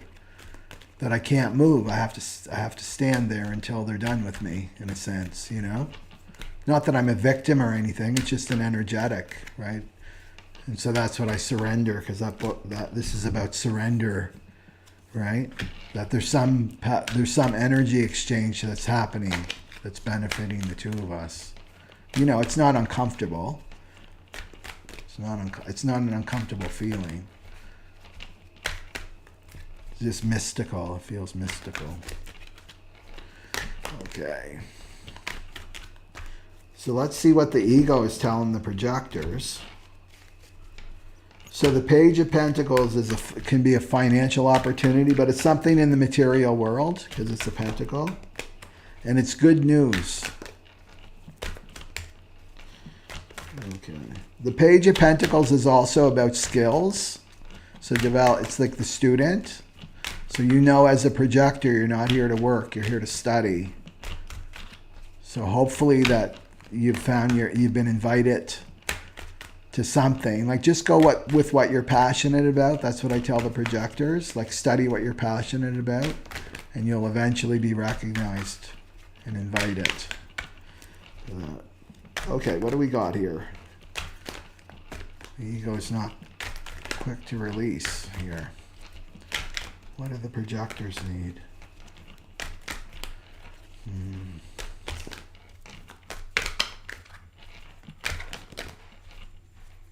Okay, this one flipped. Oh, interesting. Okay. Such a relationship theme for the projectors, eh? So the Hangman, and then you got the Runner. That's the Runner. So this is the twin flame connection. So remember, with the twin flames, this is soulmates on crack. That's what I call them. They're the new Aquarian relationships, right? So it definitely fits with the Lovers, right? The Lovers card here. So what happens with the twin flames? They cross paths, and there's many. Like, this is the twin flame year, right? With all the 2-2s, it's the uniting of the twin flames that's happening this year. And this is the new Aquarian relationship. So they share awareness. Like, they share awareness. And so what happens with the dynamic is, you know, you have your mirror. Like, our world is an emotional mirror, and people can be our mirrors too. We only can see ourselves in the other, right? So this is Shadow 101, right? That person's being judgmental. Your mind starts saying that they're judgmental, they're super negative. Then it's like, oh, I'm just seeing my own negativity and my judgment, right? I'm not, it's not really about that other person per se. That's the mirror work. Well, the twin flame is a mirror, but it's magnified like 1,000,000 times more, so that you really see yourself. But what you're seeing is your unconscious self. Things that other people, you can't see it in other people. Things that you can't see in yourself, your twin flame is a mirror that you can see it. So it brings up your deepest wounding, right? It brings up your deepest shadows. Not just this lifetime, but all your other lifetimes too. So it's a very powerful connection, right? And it used to be very, very rare to meet your twin flame, but now it's becoming more and more, I wouldn't say like common, but a lot less rare than it used to be. So what happens is this the awareness, if you want to look at a spirit awareness that you're sharing, one of you becomes the runner. So that's the one running away from the connection, but really they're just running away from themselves, and they're running away from the wounds and the shadows that are coming up. That's what they're really running away from, because they're projecting it on the other twin flame. It's them. They're making me feel this way. It's that if I just get rid of them, then I can get rid of all this uncomfortable feelings that I'm having, right? So that's the runner. And then the chaser is the one like, I'm open. The chaser is the more kind of spiritually evolved one. And it's like, oh, I'm open to this connection. And then it's like they chase after where are you going? Right? Let's do this work together. But they're also running from inside their wounding that's coming up, because it's like, oh, that person is what I need. It's going to take away these uncomfortable feelings. I just need to be with them. And then these uncomfortable feelings will go. But that's not true either, right? So it's about both of you going, the separation phase is part of it. So when you're separate, you do your own inner work. That's what the focus is. That's what it's about, an awakening. That's really what this union is about. It's about an awakening that you go through. So you do your own inner work. You take responsibility for what's coming up, these wounds that the twin flame helped you to see and trigger. And nobody can show you your wounds like your twin flame, like no other person on the planet can do it. So you can see it's a real blessing, but you have to be willing to do the work. So the projectors got this, the runner card. So the runner is running away from the connection. So what are they running away from? Is a fear of intimacy. It's a fear of intimacy for the projector. And especially if you've been in some bad relationships as a projector, because you're so, like as a projector, you're so desperate to be recognized and to do your purpose, which is to help and guide others, right? That you may have gotten into some bad relationships. You didn't honor your energy type. You didn't wait to be invited. You didn't wait to be recognized. You didn't value yourself. That could be a wound, right? With the runner. So you can be gun shy with relationships, right? And it's saying to pause. Don't be gun shy and throw the baby out with the bathwater, but it's also to take pause. That's what this is saying. Don't rush into something just because you've been invited, to make sure I'm being recognized. I'm valuing myself. Does that person really value me? And not just with their words, but with their actions. Always watch another person's actions. That's going to tell you a lot more about their character than their words. People can talk a really good talk, right? And remember, with invitation, sometimes people, as a projector, they want your attention. They want your attention. They don't really want your guidance, right? So that's part of the value. Does this person value me? Right? Because the invitation in relationship is also about you helping them and to guide them. If they're not interested in your guidance, that's a low quality invitation. They just want your attention, right? That's a hard truth to swallow, but some people just want attention, right? And you'll know when they just want your attention is when they're not listening to your guidance. You're telling them the same things over and over again, and they're not listening. They're not following through. They just want your attention. They just want to be dumping out their victim story, or look at me, recognize me, right? Recognize my ego, basically, So with the runner, there can be a fear of intimacy. So maybe let's go the other way, right? Maybe a high quality invitation is coming to you, right? With this lovers and the star and everything, right? That person that's really going to get me, right? That, to watch this, because it can flip too, right? With the runner and the chaser and the twin flame, the chaser can become the runner, right? And then the runner can become the chaser, and then you play this push me, pull me game. So if you're in this runner frequency, don't listen to the ego, because this is the ego is telling you to run, get away from that person. It's too uncomfortable.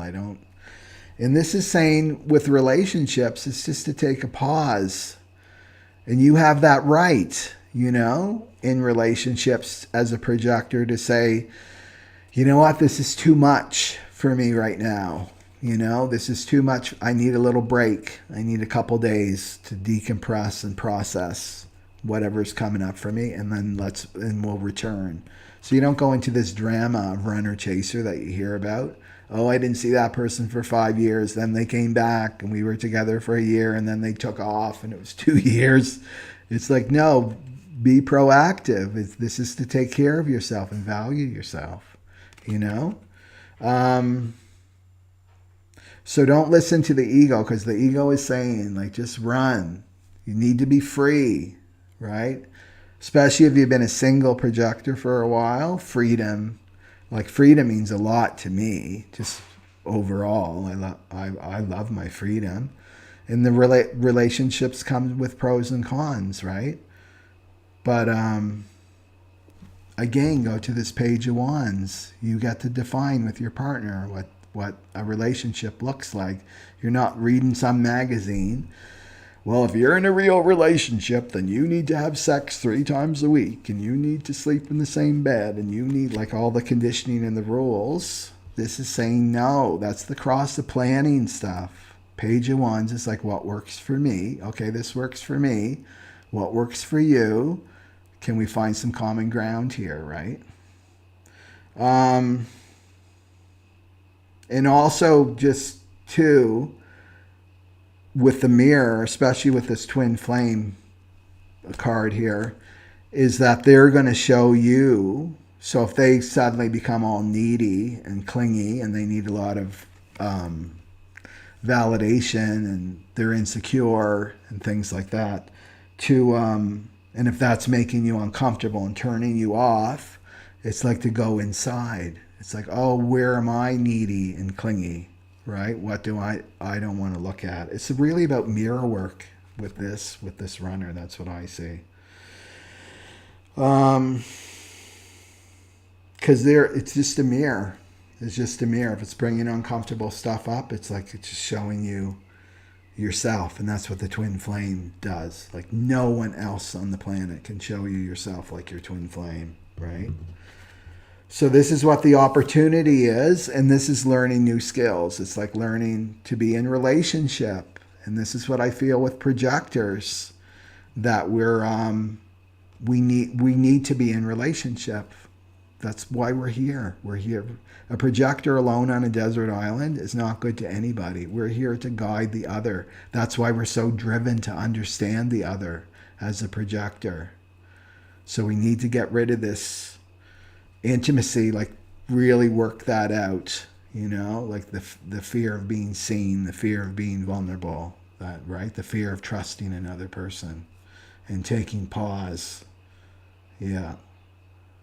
And valuing yourself. What do I need as a projector? What do I need as a projector? I need to sleep alone in the same bed, in my own bed. I need my own room, whatever you need, right? Like, just to start to value that. Instead of this running, I'm just gonna run away from this. This is too much. I'd rather be alone, you know? Okay. So that's the projectors.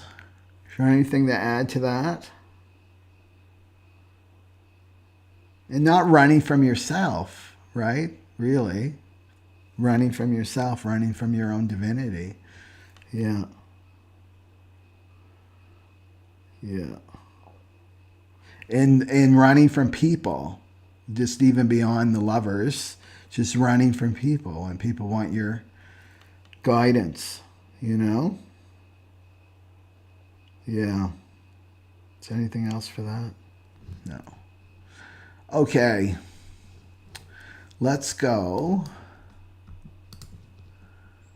for the manifestors. Okay.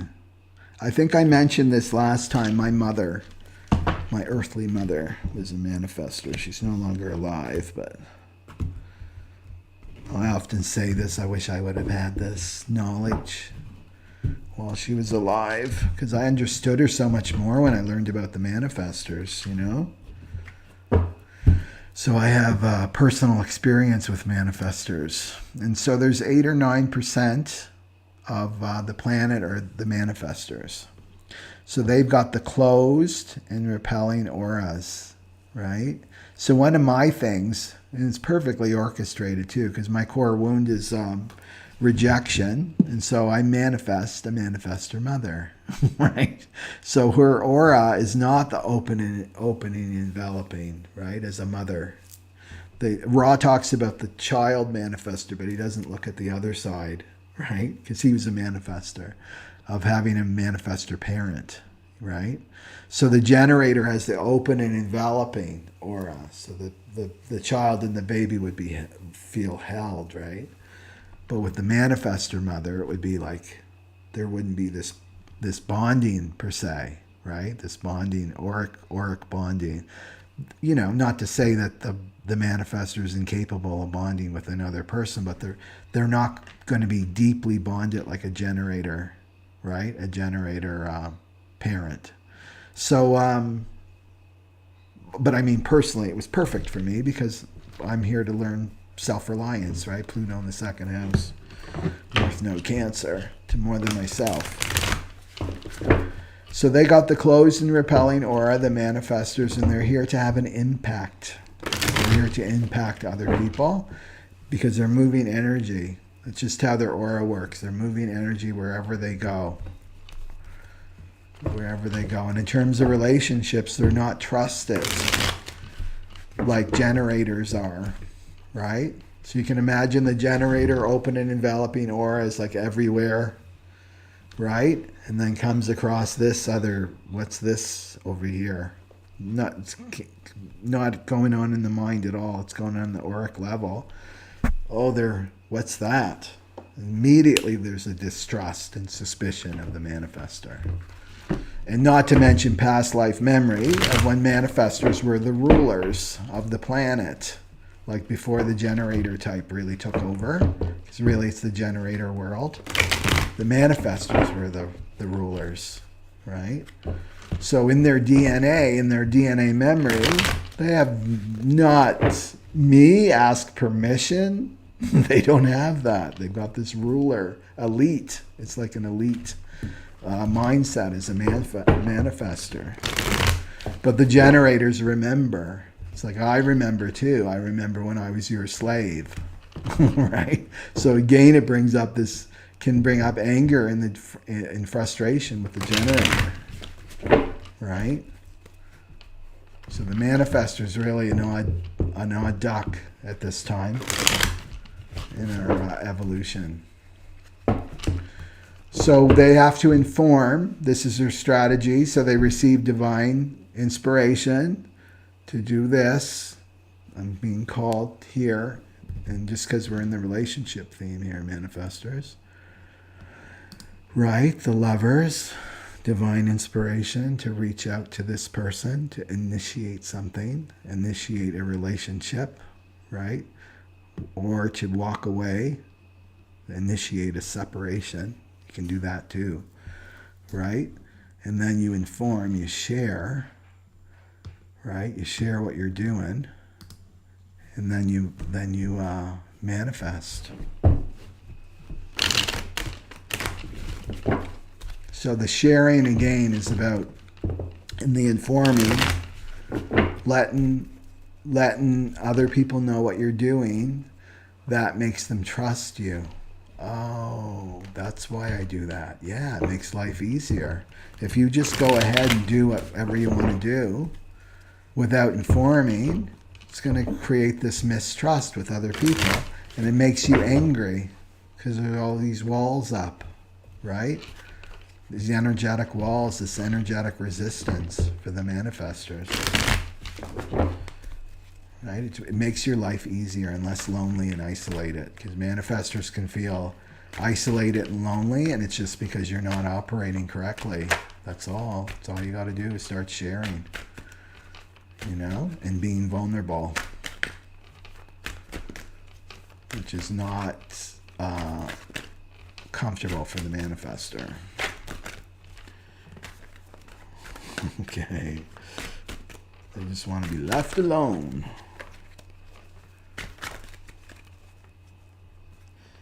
Okay. Let's see here. That's too many. Okay, what's the manifestor need to know here?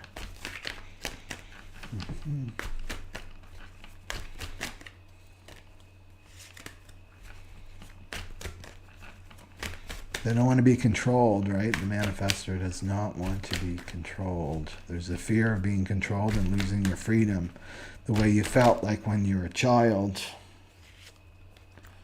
Oh, interesting. Let's see if we got another one here.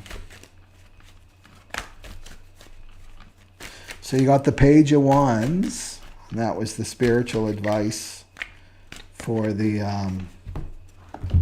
overall reading.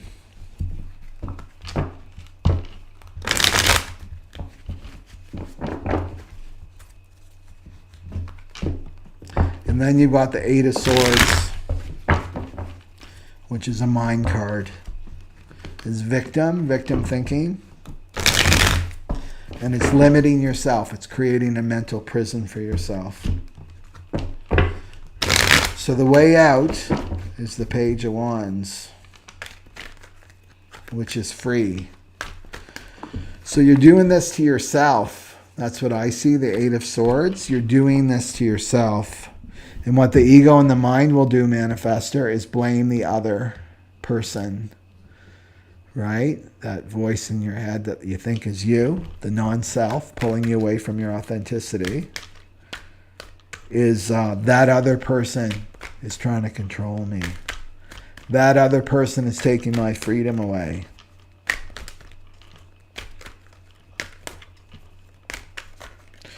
Let's see what the ego's got to say. So this is up in your head about something, instead of just receiving the divine inspiration. So that's that shadow of psychosis. Shadow of psychosis. Okay. I can feel one wants to jump. There we go. Okay. So you got the confusion card. Confusion, the ego trap here. Page of Wands and Eight of Swords. So this is your mind. This is that old worm tongue. The ego is the problem here, manifestors. So confusion is not to be fused with your divinity, right? So not to be fused with the divine inspiration that's trying to reach you. Remember, you're God's employee in a sense, right? You're here to get your marching orders from God and then inform and then initiate. And then you give those generators something to respond to, right? Or you give a projector an invitation to accept, right? Okay, so confusion. So confusion can be a strong pull to a person or place for no reason. That's your intuition, right? Your intuition is pulling you. Maybe through the mind. Could be obsessive thinking about a person or a place. It makes no sense. Remember, the 61 wants to make sense. Why? Why? Why do I feel pulled to this person? Why do I feel pulled to there? Why? I need facts. I need logic. Was it something that I ate? Or are they doing some magic voodoo on me or something? You won't even go there, right? Because that's even too mystical for you with this card. Right? You need reasons. You need knowledge. I need to know why. I need to figure all this out. I don't trust my intuition.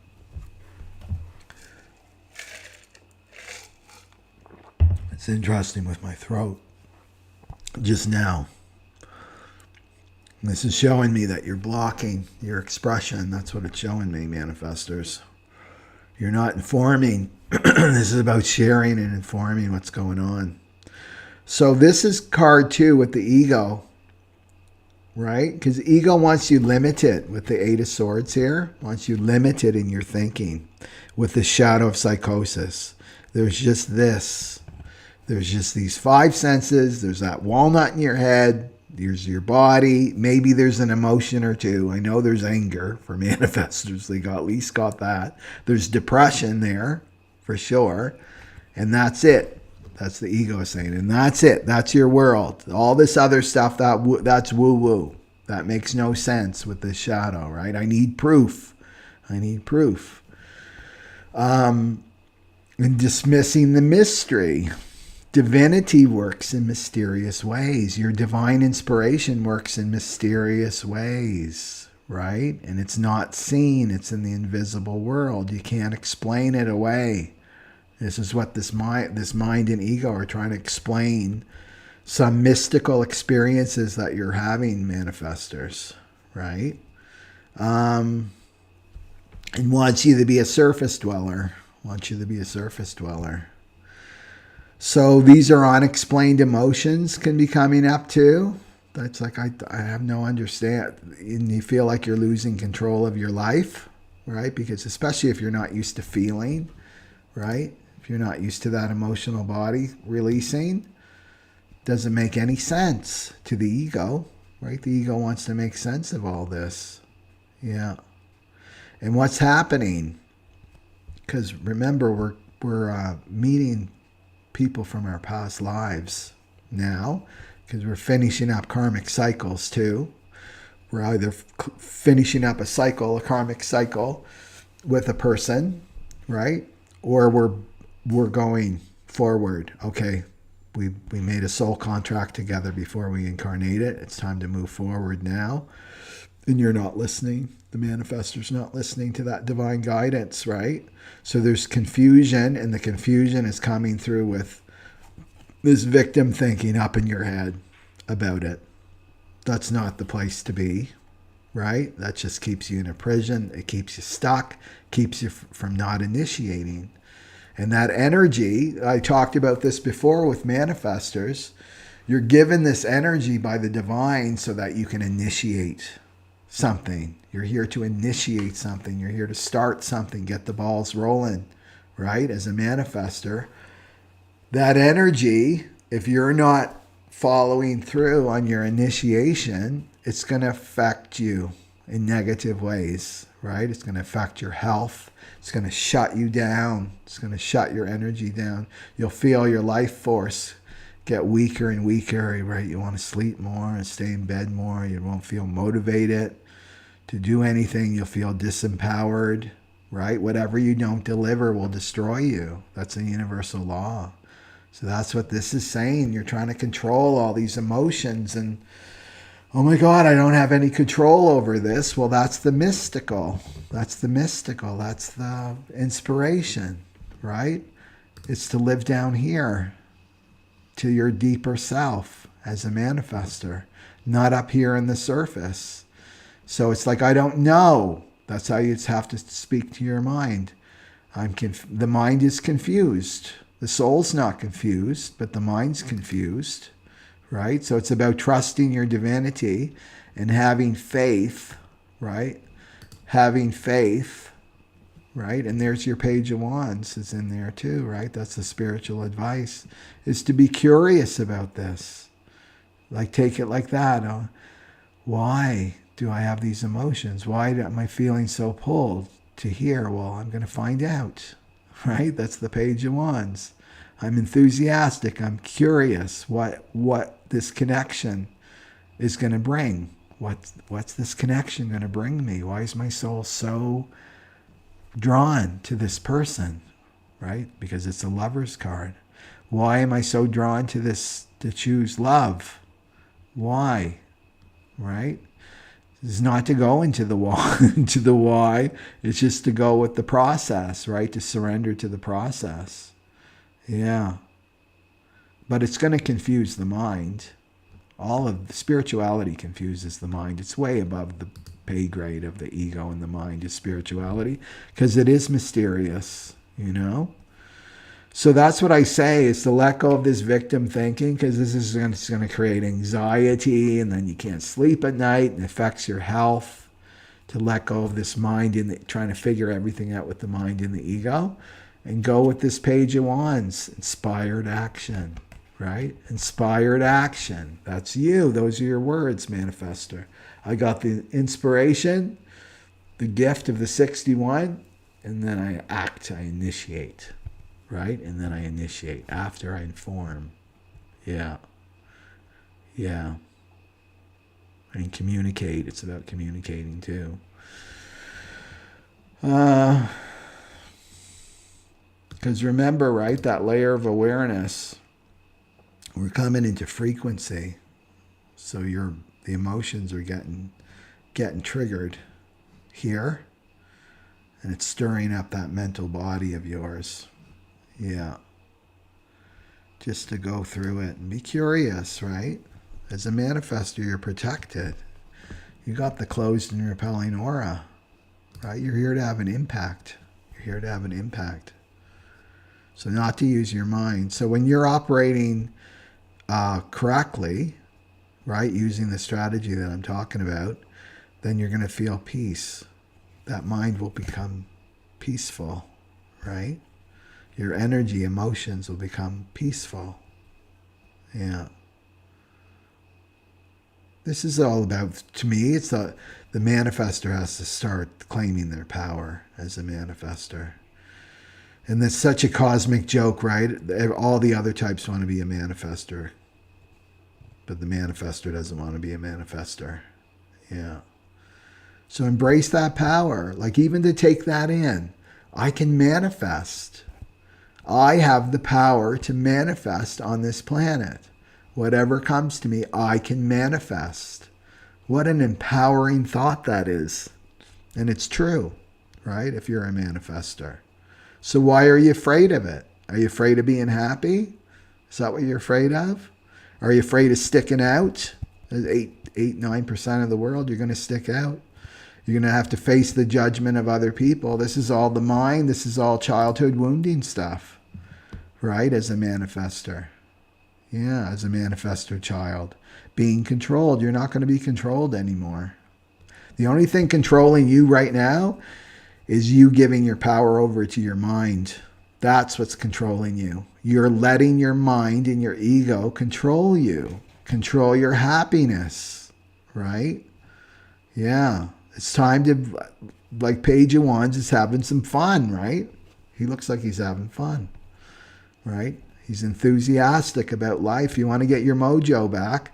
You get your mojo back by listening to your divine inspiration and not to this mind and the victim and why, I need to understand everything. Meanwhile, you feel more and more depleted in your energy level, right? Yeah. So it's time to be the free spirit, the Page of Wands. Is there anything else for the manifestors?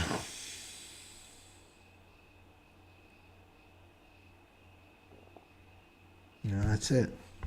Okay. Let's go for the reflectors. And you know, I always love hearing from the reflectors because they're going to let us know how we're doing. They're the barometer for the group, whatever group they belong to. And tomorrow, they're going to be in the moon right here. I mean, it's in the 25 now, but it's headed into the 51. So reflectors, get ready to shock people tomorrow because they're so attuned with the moon, right? As reflectors. So we're talking 1% of the world are reflectors. Yeah.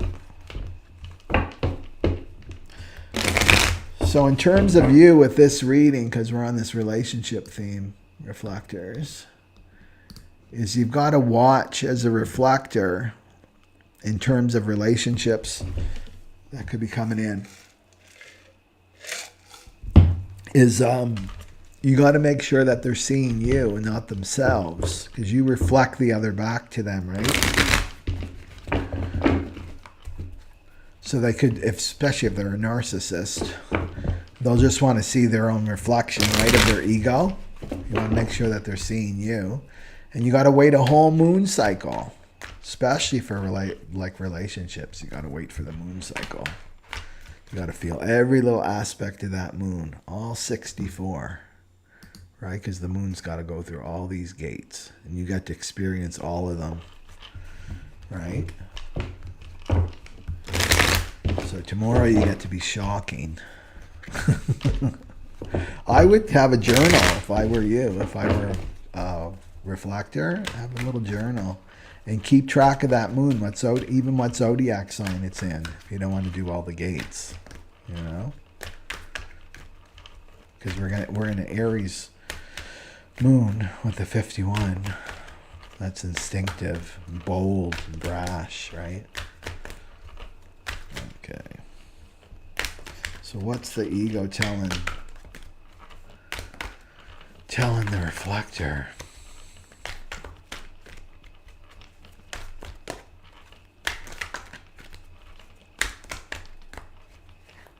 And not to judge yourself, you know what I mean? Because remember, you're here to be surprised and delighted. Every day it's like I'm delighted and surprised by life, by people, by myself. Like, who am I today? Because you change so much. Not to be disappointed. That's when you know you're not operating as yourself, is when you're disappointed. Okay, what's the ego we got 2, so I'll go with that. Who did we get that one? So you got the projection card. That's Shadow 101 right there. So this is projecting your shadow. So that part of us that we disown, judge, make wrong, pretend it's not us, and then we project it onto other people. And then you got the groupthink card, groupthink. You can see all those people like lemmings jumping off the cliff there. So this is about allowing others to dictate what's correct for you. And it's interesting too, because you're such a barometer for the group and community, that it makes sense that this ego trap would come up for you. Because this would be like her, maybe like 10 others with that worm tongue still in each person's ear.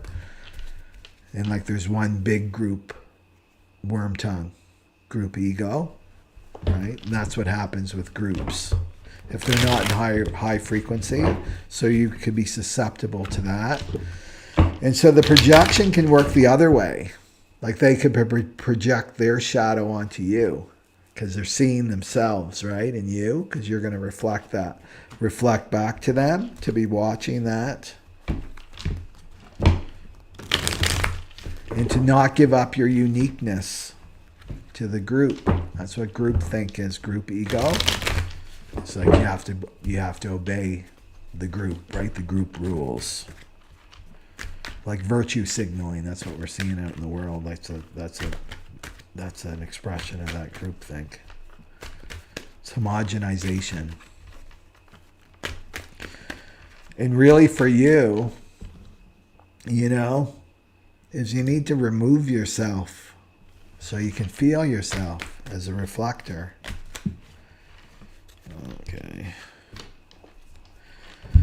Okay. Let's see for the reflectors. So you got the projection card, you got the group think.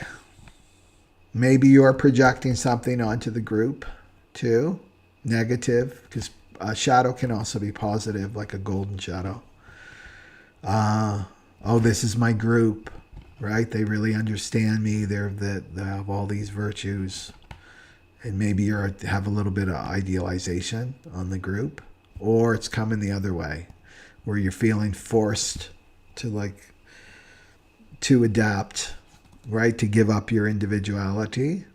Because even as a reflector, what makes you a reflector is there's nothing colored in for you, right? So you're so open to conditioning, and that's why God, the divine's given you a resistant and sampling aura.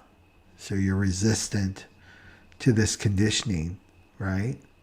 But you're able to sample the other, so you don't take them deeply in like a projector, right? or you don't take them in at all as a manifester, but you're sampling. It's to protect you, right? The sample. So to trust your aura type, that's what I say here, not your mind. Because your mind, as soon as you're in your mind, this is the non-self, you're under this command. You're under groupthink here if you're in a group, right? And especially if other people are not valuing their uniqueness or not connected to their spirituality, they're all under this. It's either ego or divinity. Those are the choices. So then you got the Five of Wands. So this is a conflict for you. That's what this is saying. And Five of Wands is a good card in a sense because this is temporary. This Five of Wands energy is temporary. It's competition, it's conflict, it's an inner battle, the Five of Wands. So it could be happening on the external too, right? Like you're around competitive people and feeling like this pull, like to pulled into someone's projection of you, right? That you're a rebel or you're not going along with the group, you're a troublemaker, whatever they're projecting onto you, which is really them, right? That you could feel this pull to the group thing, to the group ego, just to get along. So I feel like the battle is to be your authentic self or go with the group, the individuality, or completely give yourself up to the group. But the third option, right? Because there's no either or,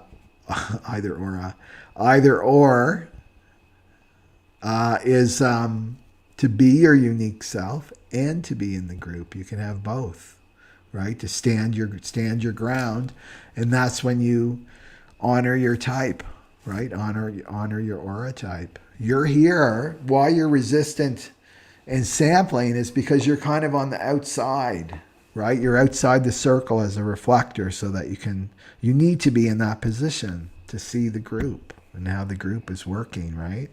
You can't be in the middle of it. That's what this is saying, right? The conflict here is to be in the middle of it. And just what I want to say is to trust your aura, that you are included. So I think that's part of it too. You feel excluded, and I've got to be in the middle of the group. I got to be right in the group, right? What am I trying to say? It's just you're objective. That's what I want to say. Like you're an objective observer in a sense. So you can be like physically in the group is what I'm trying to say. It's not like you sit in the corner all the time, like literally, right? It's like you're in the group, but you still have that detachment in a sense, right? As a reflector. Yeah. And to watch the mind, because this is a strong pull for you as a reflector, is to get pulled into this group think, this group ego, right? Because you're longing to belong as a reflector. You're longing to belong in a group, right? That's where you belong. You belong in a group. But it doesn't mean you go into this group think. Because if everybody's in this group think, you're not doing your role. So if you're disappointed and sad in people, if you're having that experience within a group that you're in now, it's a sign for you that you're not operating correctly as a reflector. You're here to be objective, right? You're here to reflect back the health of the group. So if you're in groupthink, you're in the disease in a sense. You know what I mean? It's like you're a healer as a reflector, right? To reflect back this. So this is what I see here. It's the inner conflict is going on within you. And it's about trusting your aura and valuing yourself. 1% of the world are reflectors. Only 1%. That's such a small percentage. 1%. That this is about valuing yourself. You're not for groupthink, right? You're not for groupthink. You have a specific purpose on this planet as a reflector, you know?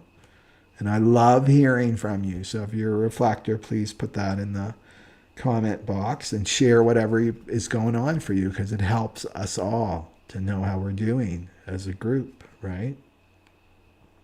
and not get into competition.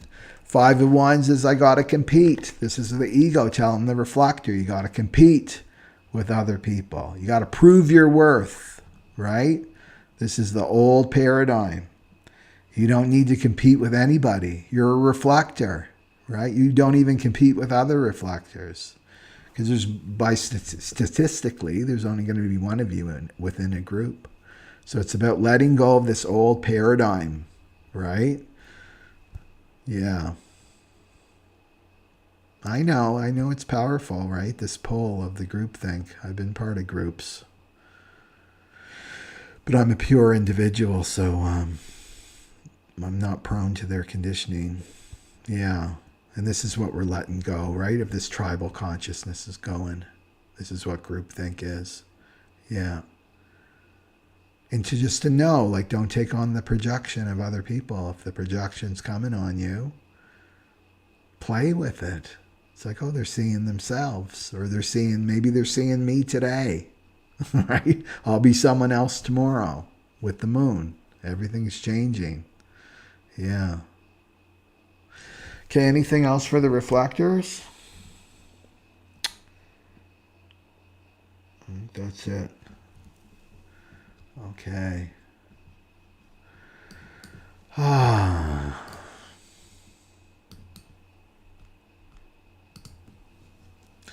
Okay, let me see. I just want to look at some comments here before we log off. Reflector Catherine, right? She's here.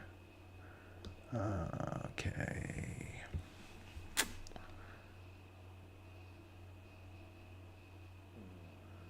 Okay, Jessica Williams, Projector Deb.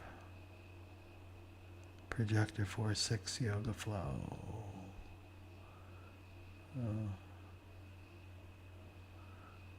Projector here and yes. Okay. So you got a twin flame happening too, right, Larissa? He's avoiding me in life and entering all my dreams in the astral plane. Yep, that's what happens. You can't escape your twin flame. So you're connected to them. You'll always be connected to them. Like cord cutting and stuff won't work with the twin flame. But they do visit you in the dream realm. Yeah. It's usually romantic, like sexual with the twin flame. I haven't heard of like a platonic twin flame because the attraction is so, the pull is so, it's magnetic. It's very magnetic. These are the new relationships, right, for the Aquarian age. And it's the soul, it's pulling you both together to heal, right, to heal and to awaken. Okay.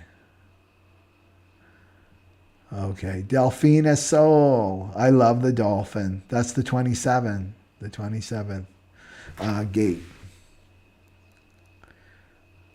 Okay. Yeah. Yeah. Larissa, I really didn't want him to be laughed out loud. Yeah. Yeah. Well, that's that story I told, right? It's like that person's my twin flame. Oh my God. It's not what you expected, right? At all, because they're so different than you. But that's part of the challenge of bringing you together, you know. But your soul is different. Not the soul. The soul is the same, but essence is the same. It just has a different expression, right? This divine feminine, divine masculine. Okay. Yeah. Okay. That's fun. Okay. It's getting late. I got to get the dog out. I just totally lost track of time. This is me 3 parts right, you know? It's being in the moment. And like I said before, right is all about receptivity, and these live streams are all about just being in I grab my cards and a couple of images and have no idea what I'm really going to talk about, and then it all just flows. Okay? So, yeah, leave your comments and like too, because I want to start getting this information more out to the people that don't even know about human design, right? Which is great because I've introduced quite a few people to human design this way, because this is really the system that it's said that this is the evolution of astrology, and it's really going to help us through these times, right? So, yeah, and enjoy the full moon. And if you haven't watched the full moon live stream, watch that, because that applies for tomorrow. And just stay deep in yourself, your sense of self, because everything's going to start to shake and rattle and roll soon, right? On the planet. Yeah, with changes and stuff. But it's all about our transformation, right? And evolving into this whole new way of being, right? This new human species that's coming online for 2027 plus. Okay? So have a great day, evening, wherever you are in the world, and I'll talk to you soon. Okay. Satnam aloha, everyone.